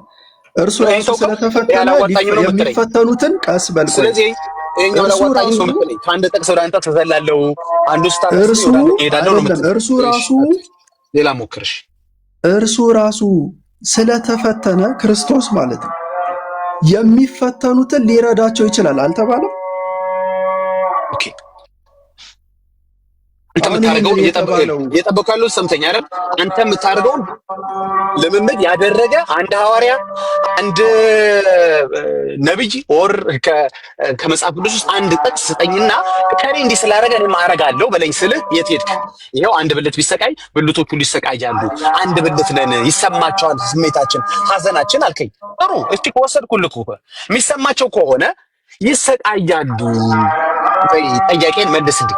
አይሰቃዩም ካልክ ደግሞ ይሄ ጥቅስ ፈረሰ። ሌላ ትሞክራለህ ወይ ደግሞ ማርያም ትሰቃያለች በለኝ። በምድር ያሉት ቆይ እሺ አዳምጠኝ። በምድር ያሉት አብረውን ስለሆኑ በስጋ ድካም ስላሉ አብረውን ከኛ ጋር ይቸገራሉ፣ ይወጣሉ፣ ይወርዳሉ በድካም ስላሉ ማለት ነው። ጻድቃን ከስጋ ድካም ካረፉ በኋላ ወደ ሰማያዊ ክብር ከሄዱ በኋላ ግን መከራና ስቃይ አይኖርባቸውም። ነገር ግን ተካፋዮቻችን ይሆናሉ፣ ይረዱናል እኮ ነው የምልህ። እኔ ይሄን ይሄ ጥቅስ አይመለከታቸውም ማለት ይሄ ጥቅስ የተጻፈው በምድር ላሉ ነው። ምክንያቱም እነሱ ሄደዋል አላልኩም እኔ ዳግም ፕሊስ እኔ ጥቅሱን አይመለከታቸውም አይደለም ያልኩ። እኔ ማዘን ስለማዘን የተነገረው ሐሳብ እነሱ አጭር ነገር አድርገህ ይሄ ጥቅስ ይመለከታቸዋል አይመለከታቸውም አታድክመኝ በእናትህ። በጣም ጥቅሱ ያደክማል። ይመለከታቸዋል። በስጋ ያሉ ይመለከታቸዋል። ከኛ ጋር በጣም በድካም ነው ያሉት። ኖ ኖ ኖ በክብር ኖ ኖ ካሉ ኖ ኖ ኖ ቆይ በክብር ከሄዱ በኋላ ግን ስለማታውቀኝ ነው። ብትሽከረከር ነው ያለቀም። እዚህ ጋር ነው ምቆም ያመጣው ጥቅስ ላይ ነው ምቆም። ኧረ እኔ አንደኛ ራሱ አንተ ቆሮንቶስ ልረዳህ ነው አንደኛ የምፈልግ። ቆሮንቶስ ይገርማል ዳጊ ምዕራፍ እንጂ 12 እኮ ቁጥር በሌሊቱ 26 እንደዚህ የሚያስደክመኝ ወዳጄ፣ ነገር አንደኛ አልነበረም። ቆሮንቶስ ምዕራፍ 12 ቁጥር 26 ማርያምን ይመለከታታል አይመለከታትም? ማርያምን ይመለከታታል። በጣም ጥሩ ይመለከታታል ብሏል። የጌታዬን ሰምታችኋል። እና የአምላኬን በቦታው እናት በቃ ይመለከታታል የቅድስት ድንግል ማርያምን ይመለከታታል። ሰማን እኮ ጥቅሱን እሺ፣ እናንብበው። ቤተክርስቲያን አካል አሁን ነች። እናንብበው። እሺ አንድ ብልት ቢሰቃይ በአጸደ ስጋ ያሉት ብቻ ይሰቃያሉ የሚል ጽሑፍ እኔ ጋር የለም። እሱ ባይብል ላይ ካለ ያነብልኛል። አንድ ብልት ቢሰቃይ ብልቶች ሁሉ ከእርሱ ጋር ይሰቃያሉ አለ እንጂ በአጸደ ስጋ ያሉት ብቻ ይሰቃዩና በአጸደ ነፍስ ያሉት ግን ይሰማቸዋል የሚለው ከማን የመጣ ነው? ከተክሌ ሆድ ውስጥ የወጣ ነው። ቃሉ ላይ ይላል አይደል? ፕሊስ ይላል። ይኸውልህ ቆይ አዳምጠኝ። በአጸደ ስጋ በአጸደ ነፍስ ያሉት ሁሉ እኮ በአጸደ ስጋ የነበሩ ናቸው። ዛሬም እኛ እኮ በስጋ ያለነው ነገ ወደ ሰማያዊ ስፍራ እንሄዳለን። ስለዚህ በዚህ ይመለከተን ነበር፣ በምድር ይመለከተን ነበር ህመሙ፣ ስቃዩ። ለምን እያንዳንዳችን በአንዱ በሚፈተንበት እኛም ስለምንፈተንበት ህመሙን እንጋራዋለን። በዛኛው ከሆን በኋላ ግን እንዲህ አይነት ህመም በእኛ ስቃይ ምናምን አይኖርብንም። ነገር ግን ምናደርጋለን? ህመሙ እናውቀዋለን፣ ድካሙ እናውቀዋለን። መርዳት በምንችለው እንረዳቸዋለን። አለቀ በቃ። አመሰግናለሁ። አዳምጫለሁ። ስለዚህ ብታደርግልኛለህ ቁጥር 26 ምን ብለህ ኤዲት አድርገው መሰለ? አንድ ብልት ቢሰቃይ ብልቶች ሁሉ ከእርሱ ጋር ይሰቃያሉ፣ በአጸደ ስጋ ያሉት ያው በምድር ስላሉ ይሰቃያሉ፣ እዛ ያሉት ደግሞ ይረዳሉ የሚለውን ኤክስፕላኔሽን ትሰጠኛለህ። ያነበብኩት ቅዱስ ቃሉ ለቃሉ ታማኝ ሆኜ ኤዲት ሳላደርገው ሳልቦናርሸው አንድ ወይ ትራፊክ ሳላደርገው ቆይ እኔም ላውራልህ አንድ ወይ ትራፊክ ሳላደርገው ያዕቆብንም ብትል እኔ ቆሮንቶስንም ብትል ሌላም ጋር ብትሄድ እኔ እንደተጻፈ ማለት ነው እንደተጻፈ እርስ በርስ ሲል እርስ በርስ ብዬ ነው ማምነው። እኔ አንተስ ኖ ኖ ኖ ኖ እዚህ ጋማ በቃ አሁን አንተ ቤተክርስቲያን ውስጥ እንዳልሆንክ ነው እያስረዳኸኝ ያለው። ችግር የለውም የኔ ተወኔ አንተን ጨርስ። ያንተን ፕሩፍ ማድረግ ስላልቻለ ነው ወደ ውንጀላ የመጣኸው። ያንተን ጨርስልን። ውንጀላ አይደለም። ያንተ ቅዱሳኖች ይሰቃያሉ ወይ? የማይሰቃዩ ከሆነ የጥቅስ አይመለከታቸውም። ቅዱሳን አይሰቃዩም። በመንፈሳዊ ህይወት በክብር ስለሆኑ አሁን መሰለኝ አንድ ቃል አለች፣ አንተን ያሰረች ክፉ ቃል አለች ሁሉ የምትል አንድም ብልት ቢሰቃይ ብልቶች ካለ በኋላ አንዳንዱ አይልም ሁሉ ከእርሱ ጋር ይሰቃያሉ ይላል። አሁን ላይ ማርያም የለችበትም የምትለኝ ከሆነ ወይም አለችበት የምትለኝ ከሆነ ማስረዳቱ ያንተ በርደን ነው። አለችበት ካልከኝ ትሰቃያለች እያልከኝ ነው። ገባ? የለችበትም ካልከኝ ይሄ ክፍል የሚያወራው ስለ በአጸደ ስጋ መካከል ስላለ ነው የሚያወራው ማለት ነው። አንዱን መምረጥ አለብህ ይላል። ገባ? እዚህ ውስጥ ማርያም የለችበትም ማለት አትችልም። አለችበት ካልከ ጥቅስ ለሷ ከተጻፈ ብልቶች ሁሉ ነው የሚለው ከሱ ጋር ይሰቃያሉ እንጂ አንዳንድ ብልቶች ይሰቃያሉ፣ አንዳንድ ብልቶች ግን በክብር ስላሉ በዛ ስላሉ ይረዱታል ብቻ አይልም። እንዴት አድርግልህ ኤዲት ላድርግልህ? እንዴት ልሸራርፍልህ? አልችልም። እግዚአብሔር ቃል ነው። ለቃሉ ታማኝ መሆን አለብኝ። ዳጊ ምንም ላረግ አልችልም። አሁን ያንተ የመረዳት ውስንነት ብቻ ነው ያገደ። አይዞህ አሁን ምን መሰለህ አንተ መበርታት ነው ያለብህ። እውነትህን ነው ዳኒ። አይዞህ መበርታት ነው ያለብህ። አንተ ራስህ አይዞህ። ሰዎች ይታዘቡሃል እኮ በቃ የመጨረሻው ጥያቄ በቃ ጨርሰህ ነው ይሄን እናምናለን። ወደ አንድ የርዕሱ ላይ እንድጠይቅ ጥያቄ ያለኝ በዚህ ጋር በቃ ባጭሩ ማለት ነው። በጣም ጥሩ። ቁጥር 16 ማን ነው? ምዕራፍ 12 ቁጥር 26 በዚህ ያልቋል። አንድ ብልት ቢሰቃይ ብልቶች ሁሉ ብሏል። ወይ ማርያም ብልት አይደለችም፣ ሁሉ ውስጥ የለችበትም ማለት አለበት። አለችበት ካለ ደግሞ ይሰቃያሉ የተባሉት ብልቶች አንዳንዶቹ አይደሉም፣ ሁሉ ይሰቃያሉ እያለ አንተ በድፍረት በጌታ ቃል ላይ ፊት ለፊት የዋሸ ነው። ኖ ኖ ኖ ኖ ማይሰቃዩ አሉ እያልክ ነው አንተ። ስለዚህ አንተ አሁን ምን እያልክ ነው ታዲያ? ይሰቃያሉ ነው መሰለህ? አዎ ይሰቃያሉ። ስለዚህ በሰማይ ያሉት እያልክ ነው። በአጸደ ስጋ ያሉት ናቸው። እኔ ምን እያልኩ መሰል? ጎበዝ፣ አሁን ጥሩ ጥያቄ ጠይቀኝ። እኔ እንደ ቃሉ ሊሰቃይ የሚችል መቼም በምድር ላይ ያለ ነው። አንዱ ስለ አንዱ ይጸልይ በምን ጉዳይ ይፈወስ ዘንድ በምድር ያሉ ናቸው። ኃጢአቱን የሚናዘዝ በምድር ያለ ነው። አደቀ። ስለዚህ እኔ ልክ ቃሉን የተጻፈ ለሰሚው ሜክ ሴንስ የሚያደርግ በጌታ ቃልም ላይ ያልዋሻ እውነታው ምንድነው መሰለ? የእኔ ብልት የሚለው ከኔ ጋር የሚሰቃየው ብልት በአጸደ ስጋ ያደ ነው። አዎ አንድ ስጋ ከሌላ ስጋ መጸለይ አለበት። ስለ አንድ ብልት መቃተት አለበት፣ መማለድ አለበት። አዎ ገባ። ስቃይ ግን የሚሰማው ሰውዬ ግን እኔ በአጸደ ነፍስ አለ ብዬ አላምንም። እንደዛ ብለህ የምታመን ከሆነ በጥርስ ማፋጨት ውስጥ ነው ያሉት ያንተ ቅዱሳን ማለት ነው። ሐዘን ቦታ ነው ያሉት ማለት ነው። ለቅሶ ቦታ ነው ያሉት መስል ስቃይ ቦታ ነው ያሉት ማለት ነው። ቀስ በልና ልጨርስ አይደለም። ስላስረዳው እኮ ነው የገባኸው። በፈቅድም አይገባም ነበር። ዳግም ችግር የለውም። አንተ ትነግረኛለህ። አሁን ምን ማለት መታደግ አለብህ፣ ቅዱሳኖችን መታደግ አለብህ። ለቅሶ ስፍራ ታስቀምጣቸው ነው ያለቅሳሉ። አንተ ነው ያልከው ያለቅሳሉ ካልክ ይኸውልህ ሲኦል ሊሆኑብህ ነው። ስለዚህ አንተ ምን በል መሰለህ አያለቅሱም በልና ይሄ ጥቅስ አይመለከታቸውም ማለት ነው። አየህ አሁን ማርያም ለኔ አታለቅስም በዚህ ሰዓት። በቃ አንተ እንደዚህ ለኔ ማርያም ያለችው አየህ ማርያም ለኔ ነው ያንተን አላውቅም። ቆይ ስለዚህ ይሄን በዚህ እንግደለው። አንተማ በፍጹም አትቀበላትማ፣ ምልጃዋን ስለማትቀበል እኮ ነው። እሺ ማርያም ለሰው ትደርሳለች አትደርስም? የመጨረሻው እዚህ ድረስ ላይ አንድ ጥያቄ መጠየቅ እፈልጋለሁ። ከዛ በተደጋጋሚ ወሬ ብናወራው በሚገባ ትደርሳለች። የገድሉን ይመልስልን። የቤተክርስቲያን ቆይ ኤርሚ ከእሱ ጋር እንጨርስበት። ስለ ለቅሶ ከተነሳ ቆይ ያዝናሉ። ኖ ከእሱ ጋር እንጨርስበት። ተጨርሳለህ። አሁን ሁለተኛ ጥያቄ ጠይቀሃለሁ። ትጨርሳለህ። ኖ እኮ እሱ ጠይቆኛል፣ እኔም መጠየቅ አለብኝ። አንተ እኔ ማይክ ስከፍት አትጩህ። ማይክ ስከፍት ለመቀየር ነው ሁልጊዜ አልቀየርኩም። ማይክ ስከፍት አትጩህ። ኦኬ እንዴ ማይክ ስከፍት በስርዓት እየተወያየን የመጨረሻ ዕድል ልስጥህ። ማይክ ስከፍት አትጩህ። እኔ ላይ አትጩህብኝ። ኦኬ ማይክ መክፈት መብቴ ነው። ኦኬ ተከተላለህ። ለምን ሸሸህ? መጽሐፍ ቅዱስ አቀብልህ ለሱን አስተላልፈኝ አትጩህ ብያለሁ። ላስት ቻንስ ኦኬ ማትችል ከሆነ ሰው አትጋብዝ። እሺ ማትችል ከሆነ ሰው አትጋብዝ። እንደ ልማድህ ታች ወርደህ አልቀስ። ቴንክ ዩ ጨርሰናል። ኦኬ እድል ሰጥሻለሁ። ብዙ ከሆነ አወርዳለሁ፣ ላወርድ እገደዳለሁ። ሚት አርኩ ደጋግሜ እንዳወራ ማይክ ከፍት ግን ለምንድን ነው እሱ ማልቀስ የሚጀምረው? ምን እኔ አላውቅም። አይታችሁታል፣ ታዝባችሁታል። አዎ ልክ እኔ እስከ ነርቨስ ይሆናል። ታውቃለህ ኤርሚ በጣም ነርቨስ የሚሆነው ለሶስተኛ ጊዜ አሁን ሳስወርደው ማለት ነው። ለምን ስርዓት በማጣቱ ብቻ አታወራም አላልኩትም። ያወራል። እስካሁን ሲያወራ እኛ እየሰማን ነው። እኔ ስከፍት ያችን መረጃማ አሳይልኝ በእናትህ። በላይ ገድላ ድርሳናቱ ላይ ያለቅሳሉ። በሰማይ ስለተገደፈው ቃል ያለቅሳሉ ይላል። ከዚህ በፊት አሳይቻለሁ። ገድላትና ድርሳናት በሚነበቡ ሰዓት ላይ በሰማይ ያሉ ቅዱሳን እኮ ያለቅሳሉ ብላ ቤተክርስቲያኒቱ ታስተምራለች። ካለቀሱ ሀዘን ይሰማቸዋል ማለት ነው። በምድር መጽሐፍ ሲነበብ የሚያለቅሱ ከሆነ ስሜታቸው እዚህ አንደኛ ቆሮንቶስ መጽሐፍ ምዕራፍ 12 ላይ ሆነ የጠቀሰው ላይ የት ነው? ገድለ ክርስቶስ ሰምራ መጽሐፍቱን እስኪ ከመጽሐፍቶች መካከል አፈልግ አለብኝ።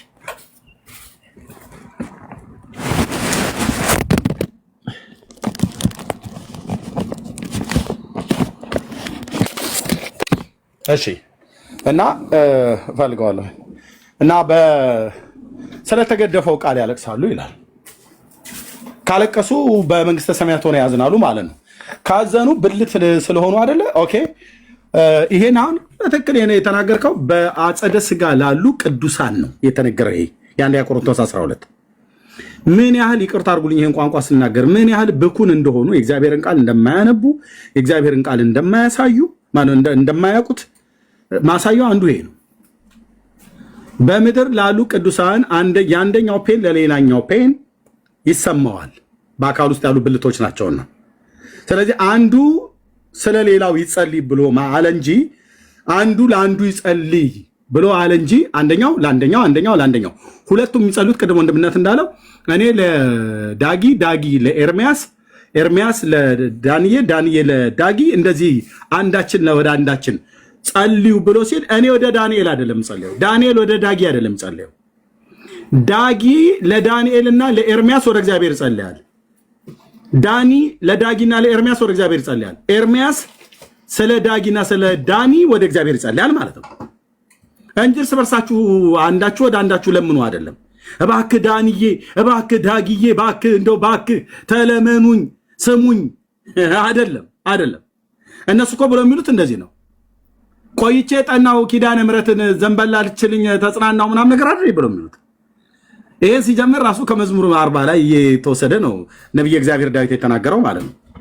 ቆይቼ እግዚአብሔርን ደጅ ጠናው እሱም ዘንበል አልልኝ ብሎ የሚለው፣ እነሱ ደግሞ ቆይቼ ደጅ ጠናው ኪዳነ ምሕረትን ተጽናናሁኝ ረሳሁ ሐዘኔን እያሉ ነው የሚሉት። በማን የተጽናኑት? የመጽናናት አምላክ እግዚአብሔር ሳይሆን ያጽናናቸው በኪዳነ ምሕረትን የተጽናኑት። በሐዘኔ ላይ ሐዘን እንዳይጨምርብኝ የመጽናናት አምላክ እግዚአብሔር አጽናናኝ፣ በቲቶ መምጣት በኩል አጽናናኝ ብሎ ያለውን የቅዱስ ሐዋርያውን ትምህርት የቅዱስ ጳውሎስን ትምህርት አይቀበሉትም። አትጽናናም ብራዘርዬ፣ የሚያጽናና እግዚአብሔር ነው። ኦኬ እና ቅዱስ ያልከው ሰው ማለት ነው ልቅሶና ጥርስ ማፋጨት ቦታ ካለ ተውዷል ማለት ነው። በቃ ያለው ሲኦል ነው ማለት ነው። የሚያለቅስ ከሆነ ቅዱስ የሚያለቅስ ከሆነ በቃ በዛው አረጋግጣል። ያንተን መጨረሻ እየሰማህ ነው ማለት ነው። አብረው ያለቅሳሉ ምትል ከሆነ በቃ ያንተ ጥርስ ማፋጨት ያለ ቦታ ከሆነ በቃ የት እንዳለ አወቅከው ማለት ነው። ይሄ በየገድላቱ ላይ የተቸከላቸው ሰዎች ሁሉ አድራሻቸውን እየነገርከኝ ነው። ያለቅሳሉ፣ ጥርስ ማፋጨት ቦታ ናቸው፣ ዋይታ ላይ ቦታ ናቸው ካልከኝ ይቆ አለቀ እኮ በቃ መጨረሻን እየሰማህ ነው ማለት ነው። ለለቅሶ ነው የምትሄደው። እኔ ግማቀው ራእይ ላይ 14 13 ላይ ለእረፍት እንደሄዱ ነው የማውቀው እንጂ ለለቅሶ እንደሄዱ አንድም ቦታ አያትትም። እንግዲህ የእነሱ ደግሞ ወደ ለቅሶ ከሄዱ ኦኬ ደን አድራሻቸውን እየነገራችሁ ነው። ቅዱሳን የምንላቸው ሰዎች እነከሌ ያለቅሳሉ ካላችሁ ሲሆን ያሉት ማለት እኮ ነው በሌላ ቋንቋ። ቀጥል እርምዬ። ያ ዳግሻይ ምናልባት ኢቭን መጽሐፉን ቆም ብለው ስለማያነቡ እኮ ነው። እሱ በሚለው ኮንቴክስት ኢቭን የሚያወራ ቃል አይደለም። ቅድም ለማሳየት የሞከርኩት እሱን ነበር። ምናልባት አንዱ ብልት ቢሰቃይ ብልቶች ሁሉ ከእርሱ ጋር ምን ያደርጋሉ? ይሰቃያሉ። ኦኬ። አንዱ ብልትም ቢከብር ብልቶች ሁሉ ከእርሱ ጋር ደስ ይላቸዋል። እዚህ ክፍል ላይ አንዱ ደካማው ብልት ወደዛኛው ይጸልያል ምናምን የሚል ኮንቴክስት አውድም የለውም።